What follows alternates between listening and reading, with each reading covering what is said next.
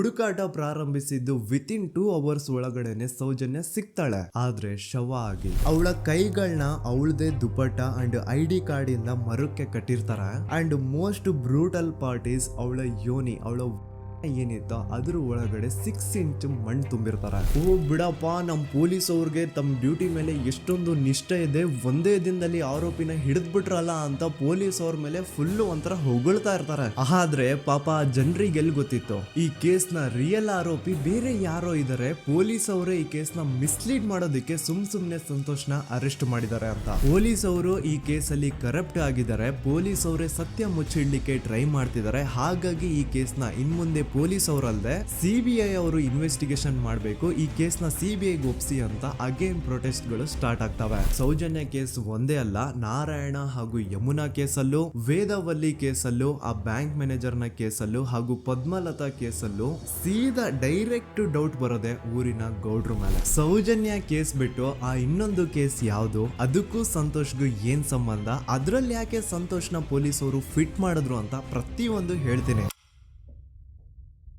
ನಾನು ಈ ಚಾನೆಲ್ನ ಸ್ಟಾರ್ಟ್ ಮಾಡಿದಾಗಿಂದ one of the most requested video ಬಂದು ಸೌಜನ್ಯ ಕೇಸ್ ಬಗ್ಗೆ. ಸರಿ, ನಮ್ಮ ದೂತ ಸಭೆಯ ಪ್ರಜೆಗಳು ಇಷ್ಟೊಂದು ಕೇಳ್ತಿದಾರಲ್ಲ, ಈ ಒಂದು ಕೇಸ್ ಬಗ್ಗೆನೂ ವಿಡಿಯೋ ಮಾಡುವ ಅಂತ ಸೌಜನ್ಯ ಕೇಸ್ ಬಗ್ಗೆ ನಾನು ರಿಸರ್ಚ್ ಸ್ಟಾರ್ಟ್ ಮಾಡಿದೆ. ಅಂಡ್ ಟ್ರಸ್ಟ್ ಮೀ, ಎಷ್ಟೊಂದು ಕಾಂಪ್ಲೆಕ್ಸ್ ಈ ಒಂದು ಕೇಸ್ ಇದೆ ಅಂತಂದ್ರೆ ನನ್ನ ತಲೆನೇ ಕೆಟ್ಬಿಡ್ತು. ಬಟ್ ಡೋಂಟ್ ವರಿ, ನಿಮ್ಗಂತೂ ಪ್ರತಿ ಒಂದನ್ನ ತುಂಬಾ ಸಿಂಪಲ್ ಆಗಿ ಅರ್ಥ ಮಾಡಿಸ್ತೇನೆ. ಅನ್ಕೊಳ್ಳಿ, ಒಂದು ಊರು, ಆ ಊರಲ್ಲಿ ಒಂದು ಗೌಡ್ರ ಕುಟುಂಬ ಇದೆ. ಅಂಡ್ ಆ ಗೌಡ್ರ ಕುಟುಂಬ ತುಂಬಾನೇ ಪವರ್ಫುಲ್, ಲೈಕ್ ನಾವು ಮೂವೀಸ್ ಅಲ್ಲಿ ನೋಡ್ತೀವಲ್ಲ ಹಂಗೆ. ಸೊ ಗೌಡ್ರ ಊರು ಬಂದು ಧರ್ಮಸ್ಥಳ ಅಂತ. ಆ ಒಂದು ಊರಲ್ಲಿ ಇವ್ರಿಗೆ ಸಖತ್ ಕಂಟ್ರೋಲ್ ಇರುತ್ತೆ. ಈವನ್ ಅದೇ ಒಂದು ರೀಜನ್ ಅಲ್ಲಿ ಇರುವಂತಹ ಒಂದು ತುಂಬಾನೇ ಪಾಪ್ಯುಲರ್ ದೇವಸ್ಥಾನನು ಸಹ ಇವರೇ ಕಂಟ್ರೋಲ್ ಮಾಡ್ತಿರ್ತಾರೆ. ಆ ಒಂದು ದೇವಸ್ಥಾನ ಇಂದ ಈ ಗೌಡ್ರ ಕುಟುಂಬಕ್ಕೆ ಎಷ್ಟೊಂದು ದುಡ್ಡು ಬರ್ತಾ ಇರುತ್ತೆ ಅಂತಂದ್ರೆ, ಅದೇ ದುಡ್ಡಲ್ಲಿ ಇವರು ಬೇಜನ್ ಪ್ರೈವೇಟ್ ಪ್ರೈಮರಿ ಅಂಡ್ ಹೈಸ್ಕೂಲ್ಸ್ ನ ಸ್ಥಾಪನೆ ಮಾಡಿರ್ತಾರೆ, ಬೇಜನ್ ಪ್ರೈವೇಟ್ ಮೆಡಿಕಲ್ ಕಾಲೇಜಸ್ ಇರ್ತವೆ, ಅಂಡ್ ಬೇಜನ್ ಪ್ರೈವೇಟ್ ದೊಡ್ಡ ದೊಡ್ಡ ಹಾಸ್ಪಿಟಲ್ಸ್ ಇರ್ತವೆ. ಒಟ್ಟಲ್ಲಿ ಹೇಳ್ಬೇಕು ಅಂತಂದ್ರೆ ದುಡ್ಡಿನ ಸುರಿಮಳೆ ಇವ್ರಿಗೆ. ನೋಡಿ, ನಮ್ಮ ಭಾರತ ದೇಶದಲ್ಲಿ ಒಂದು ಕಾನೂನು ಇದೆ, ದ ರಿಲಿಜಿಯಸ್ ಎಂಡೋಮೆಂಟ್ ಆಕ್ಟ್ 1863 ಅಂತ.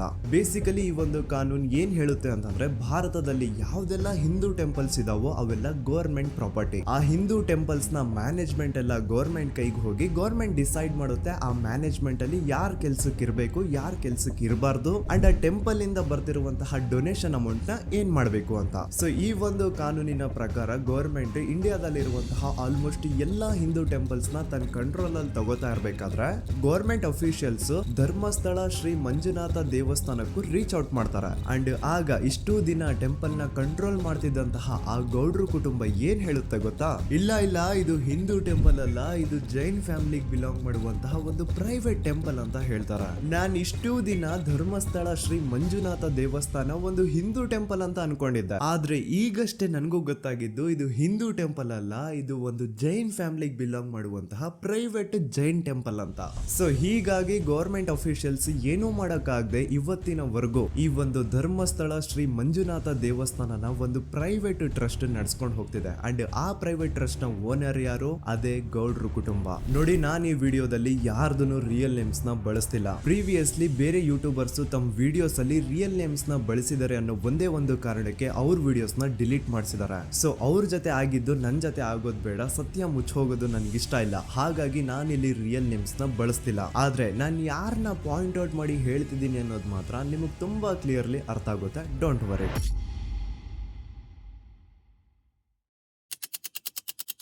ದಿನಾಂಕ 9/10/2012. A very normal day for everyone except Soujanya. Dharmasthala ಹತ್ರ ಇರುವಂತಹ ಪಂಗಳನ್ನು ಒಂದು ಸಣ್ಣ ಹಳ್ಳಿಗೆ ಬಿಲಾಂಗ್ ಮಾಡುವಂತಹ ಸೌಜನ್ಯ ತುಂಬಾನೇ ಒಳ್ಳೆ ಹುಡುಗಿ. SDM ಕಾಲೇಜ್ ಆಫ್ ಉಜ್ರಿಯಲ್ಲಿ 2nd PUC ಓದ್ತಿದ್ದಂತಹ ಇವಳು ತುಂಬಾನೇ ಬ್ರೈಟ್ ಸ್ಟೂಡೆಂಟ್ ಕೂಡ. ಸೊ ಒಂದು ದಿನ ಅಂದ್ರೆ 9 ಅಕ್ಟೋಬರ್ 2012 ಬೆಳಿಗ್ಗೆ 7:30-8 ಗಂಟೆ ಹಾಗೆ ಆಸ್ ಯೂಶುವಲ್ ತನ್ನ ಕಾಲೇಜ್ ಹೋಗೋದಕ್ಕೆ ರೆಡಿ ಆಗ್ತಿರ್ತಾಳೆ. ಅವತ್ತು ಮಂಗಳವಾರದ ದಿನ ಅಂಡ್ ಅವತ್ತು ಲೋಕಲ್ ಫೆಸ್ಟಿವಲ್ ಬೇರೆ ಇರುತ್ತೆ, ಹೊಸ ಅಕ್ಕಿ ಅಂತ. ಈ ಒಂದು ಲೋಕಲ್ ಫೆಸ್ಟಿವಲ್ ದಿನ ಮನೆ ಒಳಗಡೆ ಏನೇ ಅಡುಗೆ ಮಾಡಿದ್ರು ಹೊಸ ಅಕ್ಕಿನೇ ಬಳಸಬೇಕು. ಸೊ ಹೊಸ ಅಕ್ಕಿ ತಂದು ಬ್ರೇಕ್ಫಾಸ್ಟ್ ನ ರೆಡಿ ಮಾಡೋಷ್ಟ್ರಲ್ಲಿ ಸೌಜನ್ಯ ಅವ್ರ ತಾಯಿ ತುಂಬಾ ಲೇಟ್ ಮಾಡ್ತಾರೆ. ಸೊ ಕಾಲೇಜ್ಗೆ ಲೇಟ್ ಆಗ್ತಿದೆ ಅಂತ ಈ ಸೌಜನ್ಯ ಟಿಫಿನ್ ಸಹ ಮಾಡದೆ ಹಾಗೆ ಹೋಗ್ತಾಳೆ. ಅವಳ ತಲೆಯಲ್ಲಿ ಏನಿತ್ತು ಅಂತಂದ್ರೆ, ಹೆಂಗೋ ಇವತ್ತು ಲೋಕಲ್ ಫೆಸ್ಟಿವಲ್ ಬೇರೆ ಇದೆ, ಹಾಗಾಗಿ ಮೇ ಬಿ ಕಾಲೇಜು ಬೇಗ ಬಿಡ್ಬೋದು, ಸೊ ಮಧ್ಯಾಹ್ನ ಡೈರೆಕ್ಟ್ ಮನೆಗೆ ಬಂದು ಊಟ ಮಾಡುವ ಬಿಡು ಅಂತ ಅವಳು ಅನ್ಕೊಂಡಿರ್ತಾಳೆ. ಆದ್ರೆ ಕಾಲೇಜ್ ಹೋಗಾದ್ಮೇಲೆ ಗೊತ್ತಾಗುತ್ತೆ ಅವತ್ತು ಅವಳಿಗೆ ಸ್ಪೆಷಲ್ ಕ್ಲಾಸಸ್ ಬೇರೆ ಇದೆ ಅಂತ. ಸೌಜನ್ಯ ಬ್ರೇಕ್ಫಾಸ್ಟ್ ಕೂಡ ಮಾಡಿರಲ್ಲ ಅಂಡ್ ಲಂಚ್ ಬಾಕ್ಸ್ ಕೂಡ ತಂದಿರಲ್ಲ. ಹಾಗಾಗಿ ಲಂಚ್ ಟೈಮ್ ಅಲ್ಲಿ ಸೌಜನ್ಯನ ಒಬ್ಳು ಫ್ರೆಂಡ್ ಜಾನ್ವಿ ತಾನ್ ತಂದಿರುವಂತಹ ಲಂಚ್ ಬಾಕ್ಸ್ ಅಲ್ಲಿ ಒಂದಿಷ್ಟು ಲಂಚ್ ನ ಆಫರ್ ಮಾಡ್ತಾಳ. ಆದ್ರೆ ಸೌಜನ್ಯ ಪರವಾಗಿಲ್ಲ ನೀನ್ ತಿನ್ನು, ನಾನ್ ಮನೆಗೆ ಹೋಗ್ಬಿಟ್ಟು ಊಟ ಮಾಡ್ಕೊಂತೀನಿ ಅಂತ ಹೇಳ್ತಾಳ. ಸುಮಾರು ಮಧ್ಯಾಹ್ನದ 3:45ಕ್ಕೆ ಕಾಲೇಜ್ ಬಿಡುತ್ತೆ. ಸೌಜನ್ಯ ಕಾಲೇಜ್ ಇಂದ ಬಸ್ ಅಲ್ಲಿ ಬಂದು ನೇತ್ರಾವತಿ ಬಸ್ ಸ್ಟಾಪ್ ಹತ್ರ ಇಳ್ಕೋತಾಳ.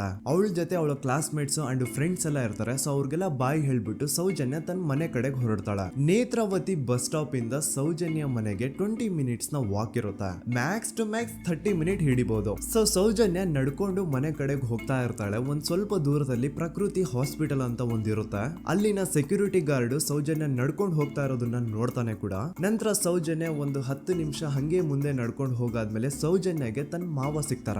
ಅವರು ಸೌಜನ್ಯನ ನೋಡಿ ಮಾತಾಡಿಸ್ತಾರೆ. ಯಾಕಮ್ಮ ಕಾಲೇಜಿಂದ ಇಷ್ಟು ಲೇಟ್ ಬರ್ತಿದ್ಯಾ ಅಂತ ಕೇಳ್ತಾರೆ. ಆಗ ಸೌಜನ್ಯ ಇಲ್ಲ ಮಾವ, ಕಾಲೇಜಲ್ಲಿ ಸ್ಪೆಷಲ್ ಕ್ಲಾಸ್ ಇತ್ತು ಹಾಗಾಗಿ ಲೇಟ್ ಆಗ್ಬಿಡ್ತು ಅಂತ ಹೇಳಿ ಒಂದೆರಡು ಮಾತಾಡಿಸಿ ನಂತರ ತನ್ನ ಮನೆ ಕಡೆ ತಾನು ಹೊರಡ್ತಾಳ. ಈಗ ಆ ಒಂದು ಪಾಯಿಂಟ್ ಇಂದ ಸೌಜನ್ಯಗೆ ತನ್ನ ಮನೆ ಹೋಗ್ಲಿಕ್ಕೆ 10 ನಿಮಿಷ ಬೇಕು. ಮ್ಯಾಕ್ಸ್ ಟು ಮ್ಯಾಕ್ಸ್ 20 ಮಿನಿಟ್ ಅನ್ಕೊಳ್ಳಿ. 3:45ಕ್ಕೆ ಕಾಲೇಜ್ ಬಿಟ್ರೆ ಅರೌಂಡ್ 4:30ಗೆ ಮನೇಲಿ ಇರ್ಬೇಕಾಗಿದ್ದು ಹುಡುಗಿ 6:30-7 ಗಂಟೆ ಆಗಿದ್ರು ಮನೆಗೆ ಸೇರಿರಲ್ಲ. ಸೊ ಮನೇಲಿ ಸೌಜನ್ಯ ಅವ್ರ ತಾಯಿಗೆ ಟೆನ್ಷನ್ ಸ್ಟಾರ್ಟ್ ಆಗುತ್ತೆ. ಏನಪ್ಪ ಈ ಹುಡುಗಿ ಎಷ್ಟೊತ್ತಾದ್ರೂ ಇನ್ನು ಮನೆಗ್ ಬಂದಿಲ್ವಲ್ಲ ಅಂತ. ಸೊ ಅವ್ರೇನ್ ಮಾಡ್ತಾರೆ, ಸೌಜನ್ಯ ಅವ್ರ ತಂದೆ ಕಾಲ್ ಮಾಡ್ಬಿಟ್ಟು ರೀ ಹಿಂಗೆ 3:30-4 ಗಂಟೆಗೆ ಕಾಲೇಜಿಂದ ಮನೆಗ್ ಬರ್ತಿದ್ದಿದ್ ನಮ್ ಹುಡುಗಿ ಇವತ್ತು 7 ಗಂಟೆ ಆದ್ರೂ ಇನ್ನು ಮನೆಗ್ ಬಂದಿಲ್ಲ, ನೀವು ಸ್ವಲ್ಪ ಬೇಗ ಮನೆಗ್ ಬಂದು ವಿಚಾರಿಸಿ ಅಂತ ಗಾಬ್ರಿಲಿ ಹೇಳ್ತಾರೆ. ಸರಿ ಅಂತ ಸೌಜನ್ಯ ಅವ್ರ ತಂದೆ ಮನೆಗ್ ಬಂದ್ಬಿಟ್ಟು ಸೌಜನ್ಯನ ಫ್ರೆಂಡ್ಸ್ ಕ್ಲಾಸ್ ಮೇಟ್ಸ್ ಯಾರ್ದೆಲ್ಲ ಅವ್ರ ಹತ್ರ ನಂಬರ್ ಇರುತ್ತೋ ಅವ್ರಿಗೆಲ್ಲ ಕಾಲ್ ಮಾಡ್ಬಿಟ್ಟು ಸೌಜನ್ಯ ಬಗ್ಗೆ ಕೇಳ್ತಾರ.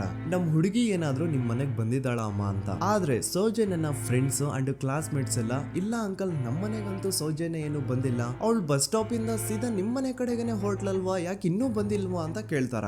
ಆಗ ಸೌಜನ್ಯ ಅವ್ರ ತಂದೆ ಇಲ್ಲಮ್ಮ ಬಂದಿಲ್ಲ ಹಾಗಾಗಿನೇ ಕಾಲ್ ಮಾಡಿರೋದು ಅಂತ ಹೇಳಿ ಕಾಲ್ ಕಟ್ ಮಾಡ್ತಾರ. ದೆನ್ ಸೌಜನ್ಯ ಅವ್ರ ತಂದೆ ಸೌಜನ್ಯ ಅವ್ರ ಮಾವ ಕಾಲ್ ಮಾಡ್ತಾರ. ಅಳಿಯ ಎಲ್ಲಿದ್ಯಾ, ನನ್ ಮಗಳು ಇನ್ನು ಮನೆಗ್ ಬಂದಿಲ್ಲ, ನೀನೇನಾದ್ರೂ ಅವಳನ್ನ ನೋಡ್ದ ಅಂತ ಕೇಳ್ತಾರ. ಆ ಕಡೆಯಿಂದ ಅವರು ಸೌಜನ್ಯನ ಮಾವ ಹೇಳ್ತಾರೆ, ನಾನ್ ನೋಡ್ದೆ 4:15 ಹಾಗೆ ಆ ಹುಡುಗಿ ಕಾಲೇಜಿಂದ ಬರ್ಬೇಕಾದ್ರೆ ನನಗ್ ಕಾಣಿಸಿದ್ಲು, ನಾನ್ ಸ್ವಲ್ಪ ಮಾತಾಡ್ದೆ ಅವಳ ಹತ್ರ, ಅದಾದ್ಮೇಲೆ ಅವಳು ಮನೆ ಕಡೆ ಹೋದ್ಲಲ್ಲ, ಯಾಕೆ ಇನ್ನೂ ಬಂದಿಲ್ವಾ ಅಂತ ಅವರೇ ಉಲ್ಟಾ ಕ್ವಶನ್ ಕೇಳ್ತಾರ. ಈ ಕಡೆ ಸೌಜನ್ಯ ಅವ್ರ ತಂದೆ ಇಲ್ಲ 7 ಗಂಟೆ ಆದ್ರೂ ಮಗು ಇನ್ನು ಮನೆಗ್ ಬಂದಿಲ್ಲ, ನಮ್ಗೆ ಯಾಕೋ ತುಂಬಾ ಗಾಬರಿ ಆಗ್ತಿದೆ, ನೀನೊಂದ್ ಕೆಲ್ಸ ಮಾಡು ನಮ್ಮವ್ರನ್ನೆಲ್ಲ ಸೇರ್ಸು ಎಲ್ರೂ ಸೇರಿ ಹುಡುಕುವ ಅವಳನ್ನ ಅಂತ ಸುಮಾರು ರಾತ್ರಿ 7 ಗಂಟೆಯಿಂದ ಹಿಡಿದು 11 ಗಂಟೆವರೆಗೂ ಸೌಜನ್ಯನ ಮನೆಯವರು ಅಂಡ್ ಊರಿನ ಜನ 200-300 ಜನ ಸೇರ್ಕೊಂಡು ಸೌಜನ್ಯನ ಹುಡುಕ್ತಾರೆ. ಆದ್ರೆ ಸೌಜನ್ಯನ ಒಂದು ಸುಳಿವು ಸಿಗಲ್ಲ. ಸೊ ಕೊನೆಗೆ ಸಹಾಯ ಕೇಳ್ತಾ ರಾತ್ರಿ 11 ಗಂಟೆ ಹಾಗೆ ಸೌಜನ್ಯನ ತಂದೆ ತಾಯಿ ಅಂಡ್ ಊರಿನ ಜನ ಎಲ್ಲ ಬೆಳ್ತಂಗಡಿ ಪೊಲೀಸ್ ಸ್ಟೇಷನ್ ಹತ್ರ ಹೋಗ್ತಾರ. ಅಲ್ಲಿ ಪೊಲೀಸ್ ಅವ್ರ ಹತ್ರ ಕಾಲೇಜ್ ಹೋಗಿದ್ ನಮ್ ಹುಡುಗಿ ಇಷ್ಟೊತ್ತಾದ್ರೂ ಇನ್ನು ಮನೆಗ್ ಬಂದಿಲ್ಲ, ಎಷ್ಟು ಹುಡುಕಿದ್ರು ಸಿಗ್ತಾ ಇಲ್ಲ,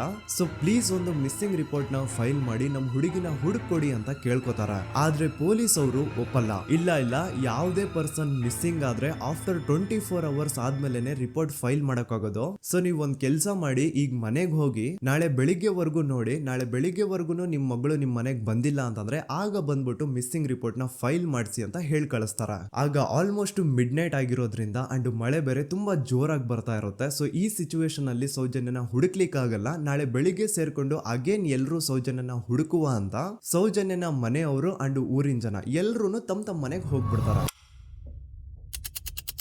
ನೆಕ್ಸ್ಟ್ ದಿನ ಅಂದ್ರೆ 10 ಅಕ್ಟೋಬರ್ 2012 ಬುಧವಾರದ ದಿನ ಬೆಳಿಗ್ಗೆ 10 ಗಂಟೆ ಹಾಗೆ ಸೌಜನ್ಯನ ಮನೆಯವರು ಅಂಡ್ ಊರಿನ 200-300 ಜನ ಸೇರ್ಕೊಂಡು ಅಗೇನ್ ಸೌಜನ್ಯಗೋಸ್ಕರ ಹುಡುಕಾಟ ಸ್ಟಾರ್ಟ್ ಮಾಡ್ತಾರ. ಹುಡುಕಾಟ ಪ್ರಾರಂಭಿಸಿದ್ದು ವಿತಿನ್ 2 ಅವರ್ಸ್ ಒಳಗಡೆನೆ ಸೌಜನ್ಯ ಸಿಗ್ತಾಳೆ. ಆದ್ರೆ ಶವ ಆಗಿ ಆ 200-300 ಊರಿನ ಜನ ಎಲ್ಲ ಸೇರ್ಕೊಂಡು ಏನ್ ಸೌಜನ್ಯನ ಹುಡುಕ್ತಾ ಇದ್ರು ಅದರಲ್ಲಿ ಯಾರೋ ಒಬ್ರಿಗೆ ಸೌಜನ್ಯನ ಮನೆಯಿಂದ ಕೇವಲ 10 ನಿಮಿಷ ದೂರದಲ್ಲಿರುವಂತಹ ಒಂದು ಹಳ್ಳನ ದಡದಲ್ಲಿ ಸೌಜನ್ಯನ ಮೃತದೇಹ ಸಿಗುತ್ತಾ. ಈಗ ಸತ್ತಿರುವಂತಹ ಸೌಜನ್ಯನ ಡೆಡ್ ಬಾಡಿ ಯಾವ ಒಂದು ಕಂಡೀಷನ್ ಅಲ್ಲಿ ಇತ್ತು ಅಂತ ಹೇಳ್ತೀನಿ, ಸ್ವಲ್ಪ ಗಮನ ಇಟ್ಟು ಕೇಳಿಸ್ಕೊಳ್ಳಿ. ಅವಳ ಕೈಗಳನ್ನ ಅವಳದೇ ದುಪಟ್ಟ ಅಂಡ್ ID ಕಾರ್ಡ್ ಇಂದ ಮರಕ್ಕೆ ಕಟ್ಟಿರ್ತಾರ. ಅವಳ ಬಾಡಿ ಎಲ್ಲ ನೇಕೆಡ್ ಇರುತ್ತೆ, ಮೈ ಮೇಲೆ ಸರಿಯಾದ ಬಟ್ಟೆ ಇರಲ್ಲ, ಮೈ ಮೇಲೆ ಮಲ್ಟಿಪಲ್ ಕಟ್ ಮಾರ್ಕ್ಸ್ ಇರುತ್ತೆ, ತುಂಬಾ ಜೋರಾಗಿ ಹೊಡೆದಿರುವಂತಹ ಗಾಯಗಳು ಮೈ ಮೇಲೆ ಎದ್ದು ಕಾಣಿಸ್ತಿರ್ತವೆ. ಅವಳ ರಿಪ್ಸ್ ಎದೆ ಭಾಗದ ಮೂಳೆಗಳೆಲ್ಲ ಮುರಿದು ಹೋಗ್ಬಿಟ್ಟಿರ್ತವೆ. And most brutal part is ಅವಳ ಯೋನಿ, ಅವಳ ಏನಿತ್ತು ಅದ್ರ ಒಳಗಡೆ 6 ಇಂಚ್ ಮಣ್ಣು ತುಂಬಿರ್ತಾರೆ. ಆ ಬಾಡಿ ಕಂಡೀಷನ್ ನ ನೋಡಿದಾದ್ಮೇಲೆ ಒಂದಂತೂ ತುಂಬಾ ಕ್ಲಿಯರ್ ಆಗಿ ಅರ್ಥ ಆಗುತ್ತೆ, ಅವಳನ್ನ ಯಾರೋ ತುಂಬಾ ಫೋರ್ಸ್ಫುಲಿ ಮಾಡಿ ನಂತರ ನಿರ್ದಯವಾಗಿ ಸಾಯಿಸಿದ್ದಾರೆ ಅಂತ. ಇಲ್ಲಿ ಕ್ರಿಮಿನಲ್ಸ್ ನ ಬುದ್ಧಿವಂತಿಕೆ ನೋಡಿ ಪೊಲೀಸ್ ಅವ್ರಿಗೆ ಏನೂ ಸುಳಿವು ಸಿಗ್ಬಾರ್ದು ಅಂತ ಅವಳ ಯೋನಿ ಒಳಗಡೆ 6 ಇಂಚ್ ಅಷ್ಟು ಮಣ್ಣು ತುಂಬ ಹೋಗಿರ್ತಾರೆ. ಸೊ ದೆನ್ ಪೊಲೀಸ್ ಅವ್ರಿಗೆ ವಿಷಯ ಗೊತ್ತಾಗುತ್ತೆ. ಅವರು ಸ್ಪಾಟ್ ಗೆ ಬಂದು ಸೌಜನ್ಯನ ಬಾಡಿನ ರಿಕವರ್ ಮಾಡಿ ಆ ಒಂದು ಸ್ಪಾಟ್ ನ ಕಂಪ್ಲೀಟ್ ಸೀಸ್ ಮಾಡ್ತಾರೆ. ಒಬ್ಳು ಸಾಮಾನ್ಯ ಮಿಡಲ್ ಕ್ಲಾಸ್ ಹುಡುಗಿ, ಒಬ್ಳು ವೆರಿ ಬ್ರೈಟ್ ಸ್ಟೂಡೆಂಟ್ ನ ಈ ಮಟ್ಟಿಗೆ ಇಷ್ಟು ನಿರ್ದಯವಾಗಿ ಸಾಯಿಸಿರೋದು ಯಾರು? ಇನ್ ಕೇಸ್ ಏನಾದ್ರೂ ಈ ಕ್ರೈಮ್ ಮಾಡಿದವನು ಸಿಕ್ಕಿ ಬಿದ್ರೆ ಅವನ್ನ ಸುಮ್ನೆ ಬಿಡಬಾರ್ದು ಅಂತ ಜನ ಆಕ್ರೋಶ ವ್ಯಕ್ತಪಡಿಸ್ತಾರೆ. ಅಂಡ್ ಗೆಸ್ ವಾಟ್, ನಮ್ ಪೊಲೀಸ್ ಅವರು ಇಷ್ಟೊಂದು ಫಾಸ್ಟ್ ಆಗಿ ಇನ್ವೆಸ್ಟಿಗೇಷನ್ ಕಂಪ್ಲೀಟ್ ಮಾಡ್ತಾರೆ ಅಂತ ನಾನಂತೂ ಎಕ್ಸ್ಪೆಕ್ಟ್ ಮಾಡಿರ್ಲಿಲ್ಲ. ಅಂಡ್ ಈವನ್ ಈ ಒಂದು ವಿಷಯದಿಂದ ಊರಿನ ಜನನು ಶಾಕ್ ಆಗ್ತಾರೆ. ಸೌಜನ್ಯ ಬಾಡಿ ಸಿಕ್ಕಿದ್ದ ನೆಕ್ಸ್ಟ್ ದಿನ ಅಂದ್ರೆ 11 ಅಕ್ಟೋಬರ್ 2012 ಸಂಜೆ 5 ಗಂಟೆ ಹಾಗೆ ಯಾರು ಸೌಜನ್ಯನ ಪಂಡು ಮರ್ಡರ್ ಮಾಡಿದ್ನೋ ಆ ಕ್ರಿಮಿನಲ್ ಕೂಡ ಸಿಕ್ಕಿ ಬೀಳ್ತಾನೆ. ಈಗ ನೀವು ಥಿಂಕ್ ಮಾಡ್ಬೋದು, ಸೌಜನ್ಯನ ಯಾರು ಮರ್ಡರ್ ಮಾಡಿದ್ರು ಅಂಡ್ ಯಾರ ಕ್ರೈಮ್ ನ ಮಾಡಿದ್ರು ಅವನು ನೆಕ್ಸ್ಟ್ ದಿನಾನೇ ಸಿಕ್ಕಿ ಬಿದ್ದ. ಹಾಗಿದ್ರೆ ಈ ಕೇಸ್ ಯಾವಾಗ್ಲೂ ಕ್ಲೋಸ್ ಆಗ್ಬಿಡ್ಬೇಕಿತ್ತು. ಆದ್ರೂ ಸ್ಟಿಲ್ ಇವತ್ತಿನ ದಿನವರೆಗೂ ಯಾಕೆ ಈ ಕೇಸ್ ಪದೇ ಪದೇ ನ್ಯೂಸ್ ಅಲ್ಲಿ ಬರುತ್ತೆ ಅಂದ್ರೆ, ನಮ್ ದೂತ ಸಭೆಯ ಪ್ರಜೆಗಳೇ ರೆಡಿ ಆಗಿ, ಆರೋಪಿ ಸಿಕ್ಕಾದ್ಮೇಲೆ ಈ ಕೇಸು ಕ್ಲೋಸ್ ಆಗಿಲ್ಲ. ಆಕ್ಚುಲಿ ಈ ಕೇಸು ಓಪನ್ ಆಗಿದ್ದೆ ಈಗ. ನೋಡಿ, ಸೌಜನ್ಯನ ಬಾಡಿ ಸಿಕ್ಕಿದ್ದು ನೆಕ್ಸ್ಟ್ ದಿನ ಅಂದ್ರೆ 11 ಅಕ್ಟೋಬರ್ 2012. PSI ಯೋಗೇಶ್ ಅವರು ಯಾರನ್ನ ಈ ಕೇಸಲ್ಲಿ ಅರೆಸ್ಟ್ ಮಾಡಿದ್ರು ಅಂದ್ರೆ ಆತನ ಹೆಸರು ಬಂದು ಸಂತೋಷ್ ರಾವ್. 28-29 ವಯಸ್ಸಿರುವಂತಹ Santosh Rao first of all ಧರ್ಮಸ್ಥಳದವನು ಅಲ್ವೇ ಅಲ್ಲ, ಅವನು ಶೃಂಗೇರಿ ಅವನು. ಸಂತೋಷ್ ರಾವ್ ನ ತಂದೆ ಸ್ಕೂಲ್ ಟೀಚರು ಅಂಡ್ ತಾಯಿ ಹೌಸ್ ವೈಫ್. ಸಂತೋಷ್ ಮೊದ್ಲಿಂದನೂ ಒಂದ್ ಸ್ವಲ್ಪ ಮೆಂಟಲಿ ಇಲ್ಲಿರೋದ್ರಿಂದ ಅವನಿಗೆ ವಿದ್ಯೆ ಬರಹ ಅನ್ನೋದು ತಲೆಗೆ ಹೋಗಿರಲ್ಲ. ಹಾಗಾಗಿ ಅವನು ಶೃಂಗೇರಿಯಲ್ಲಿ ಒಂದು ಹೋಟೆಲ್ ಅಲ್ಲಿ ಕೆಲಸ ಮಾಡ್ತಿರ್ತಾನೆ. ಮೆಂಟಲಿ ಅನ್ಸ್ಟೇಬಲ್ ಇದ್ರೂ ಸಹ ಈತನಿಗೆ ದೇವ್ರ ಮೇಲೆ ಬಹಳ ನಂಬಿಕೆ ಇರುತ್ತೆ. ಹಾಗಾಗಿ ತಿಂಗಳಿಗೆ ಒಮ್ಮೆ ಆದ್ರೂ, ಅಟ್ಲೀಸ್ಟ್ 2 ತಿಂಗಳಿಗೆ ಒಮ್ಮೆ ಆದ್ರೂ ಈತ ಯಾವ್ದಾದ್ರು ಒಂದು ಪುಣ್ಯಕ್ಷೇತ್ರಕ್ಕೆ ವಿಸಿಟ್ ಮಾಡಿ ಬರ್ತಿರ್ತಾನೆ. ಹಾಗೇನೆ ಈ ಸತಿನೂ ಸಹ ಈತ ಧರ್ಮಸ್ಥಳಕ್ಕೆ ಬಂದಿರ್ತಾನೆ. ಇವನು ಧರ್ಮಸ್ಥಳಕ್ಕೆ ಬಂದಿದ್ದು ದಿನಾಂಕ 9 ಅಕ್ಟೋಬರ್ 2012. ಈ ದಿನಾಂಕನ ಸ್ವಲ್ಪ ನೋಟ್ ಮಾಡಿ ಇಟ್ಕೊಳ್ಳಿ, ಯಾಕಂತಂದ್ರೆ ಮುಂದೆ ಈ ಕೇಸಲ್ಲಿ ಇದೇ ಮೇಜರ್ ಟರ್ನಿಂಗ್ ಪಾಯಿಂಟ್. ಸೊ ಸೌಜನ್ಯನ ಡೆತ್ ಆಗಿಂತ ಒಂದು ದಿನ ಹಿಂದೆ ಧರ್ಮಸ್ಥಳಕ್ಕೆ ಬಂದಿರುವಂತಹ ಸಂತೋಷ್ ರಾವ್ಗೆ ಎಲ್ಲನೂ ಉಳ್ಕೊಳ್ಳಿಕ್ಕೆ ಹೋಟೆಲ್ ಅಲ್ಲಿ ಅಥವಾ ಲಾಡ್ಜ್ ಅಲ್ಲಿ ರೂಮ್ ಸಿಗಲ್ಲ. ರೀಸನ್ ಇಷ್ಟೇ, ಸಂತೋಷ್ ರಾವ್ ನೋಡ್ಲಿಕ್ಕೆ ಸ್ವಲ್ಪ ಮೆಂಟಲಿ ಅನ್ಸ್ಟೇಬಲ್ ಪರ್ಸನ್ ತರ ಇರ್ತಾನೆ. ಅವನ ಅವತಾರ, ಅವನ ವೇಷಭೂಷಣ ಅಷ್ಟು ಸರಿ ಇರಲ್ಲ. ಹಾಗಾಗಿ ಇವನ್ಗೆ ಯಾವುದೇ ಒಂದು ಹೋಟೆಲ್ ಅಲ್ಲಿ ಅಥವಾ ಲಾಡ್ಜ್ ಅಲ್ಲಿ ಎಲ್ಲಿನೂ ರೂಮ್ ಸಿಗಲ್ಲ. ಸೊ ಉಳ್ಕೊಳ್ಳೋಕೆ ಜಾಗ ಸಿಗದೆ ಇವನೇನ್ ಮಾಡ್ತಾನೆ, ಅಲ್ಲೇ ಹತ್ರದಲ್ಲಿರುವಂತಹ ಬಾಹುಬಲಿ ಬೆಟ್ಟಕ್ಕೆ ಹೋಗಿ ಅಲ್ಲಿರುವಂತಹ ಬಾಹುಬಲಿ ಸ್ಟ್ಯಾಚು ಹತ್ರನೇ ಆಶ್ರಯ ತಗೊಳ್ತಾನೆ. ಅಂಡ್ 1-2 ದಿನ ಅವನು ಅಲ್ಲೇ ಉಳ್ಕೋತಾನೆ ಕೂಡ. ಡೇ ಟೈಮ್ ಅಲ್ಲಿ ಧರ್ಮಸ್ಥಳಕ್ಕೆ ಬಂದು ಧರ್ಮಸ್ಥಳ ಶ್ರೀ ಮಂಜುನಾಥ ದೇವಸ್ಥಾನದಲ್ಲಿ ಇದ್ದು ಅಲ್ಲೇ ಪ್ರಸಾದ ಊಟ ಎಲ್ಲ ಮಾಡಿ ನಂತರ ನೈಟ್ ಆಗ್ತಿದ್ದಂಗೆ ಬಾಹುಬಲಿ ಬೆಟ್ಟಕ್ಕೆ ಹೋಗಿ ಆ ಸ್ಟ್ಯಾಚು ಹತ್ರನೇ ಮಲ್ಕೊಳ್ತಿರ್ತಾನೆ.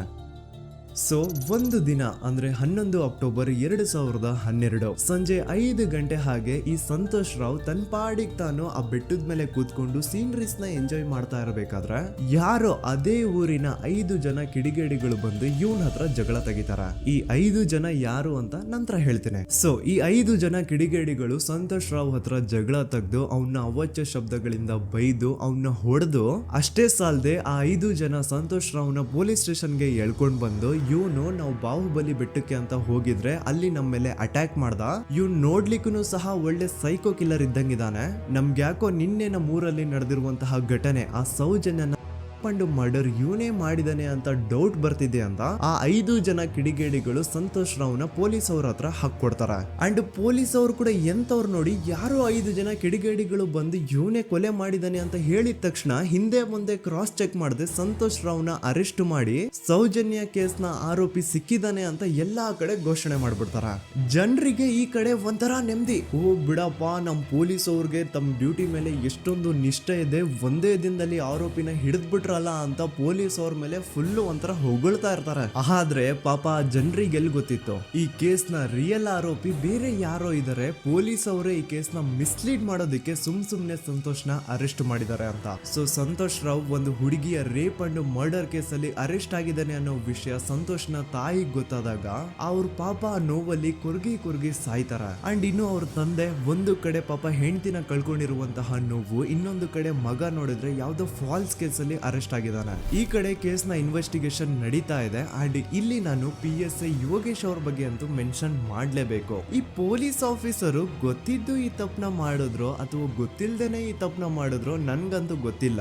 ಸೊ ಇವ್ರು ಏನ್ ಮಾಡ್ತಾರೆ ಅಂತಂದ್ರೆ, ಸೌಜನ್ಯನ ಬಾಡಿನ ಪೋಸ್ಟ್ ಮಾರ್ಟಮ್ಗೆ ಕಳಿಸಿದಾಗ ಡಾಕ್ಟರ್ಸ್ ಹಂಗೋ ಹಿಂಗೋ ಮಾಡಿ ಇಂದ ಕೆಲವೊಂದು ಸ್ಪರ್ಮ್ ನ ಸ್ಯಾಂಪಲ್ಸ್ ಕಲೆಕ್ಟ್ ಮಾಡ್ತಾರ. ಅದನ್ನ ಅವರು PSI ಯೋಗೇಶ್ಗೆ ಕೊಟ್ಟು ಇದನ್ನ ವಿತಿನ್ 72 ಅವರ್ಸ್ ಒಳಗಡೆ ಇನ್ನೊಂದು ಲ್ಯಾಬ್ ಗೆ ಸಬ್ಮಿಟ್ ಮಾಡಿ ಅಂತ ತುಂಬಾ ಕ್ಲಿಯರ್ ಆಗಿ ಹೇಳ್ತಾರ. ಆದ್ರೆ PSI ಯೋಗೇಶ್ ಆ ಸ್ಪರ್ಮ್ ಸ್ಯಾಂಪಲ್ಸ್ ನ ವಿತಿನ್ 72 ಅವರ್ಸ್ ಒಳಗಡೆ ಲ್ಯಾಬ್ ಕಳ್ಸೋದಿರ್ಲಿ, ಅದನ್ನ 12 ದಿನ ಆದ್ಮೇಲೆ ಲ್ಯಾಬ್ ಕಳಿಸ್ತಾರ. ಅಷ್ಟೊತ್ತಿಗೆ ಆಲ್ರೆಡಿ ಆ ಸ್ಪರ್ಮ್ ಸ್ಯಾಂಪಲ್ಸ್ ಗೆಲ್ಲ ಫಂಗಸ್ ಹಿಡಿದು ಅದು ಅನ್ಫಿಟ್ ಫಾರ್ ಟೆಸ್ಟಿಂಗ್ ಅಂತ ಬರುತ್ತಾ. ಈಗ ನೀವೇ ಹೇಳಿ, ಎಂತ ಡಂಬೆಸ್ಟ್ ಪರ್ಸನ್ ಪೊಲೀಸ್ ಆಫೀಸರ್ ಆಗಿದ್ರು ಅವನ ಹತ್ರ ಒಂದು ಮರ್ಡರ್ ಕೇಸ್ ಬಂದಾಗ ಅವನ ಹತ್ರ ಇರೋ ಮೇನ್ ಸಾಕ್ಷಿನೇ, ಮೇನ್ ಎವಿಡೆನ್ಸ್ ಆ ಹುಡುಗಿಯ ಇಂದ ಕಲೆಕ್ಟ್ ಆಗುವಂತಹ ಸ್ಪರ್ಮ್ ಸ್ಯಾಂಪಲ್ಸ್. ಸೊ ಅದನ್ನ ಮೊದಲು ಲ್ಯಾಬ್ ಕಳಿಸಿ ಅದನ್ನ ಐಡೆಂಟಿಫೈ ಮಾಡೋದು ಪೊಲೀಸ್ ಅವರ ಫಸ್ಟ್ ಡ್ಯೂಟಿ. ಆದ್ರೆ ಇಲ್ಲಿ PSI ಯೋಗೇಶ್ ಅವರು ಇದನ್ನೇ ಮರ್ತು ಹೋದ್ರು ಅಂತ ನೋಡಿ. ಯಾವುದೇ ಒಂದು ಕೇಸ್ ಅಲ್ಲಿ ಪೊಲೀಸ್ ಅವರು ಆದಷ್ಟು ಎವಿಡೆನ್ಸ್ ನ ಕಲೆಕ್ಟ್ ಮಾಡೋದಕ್ಕೆ ಟ್ರೈ ಮಾಡ್ತಾರ.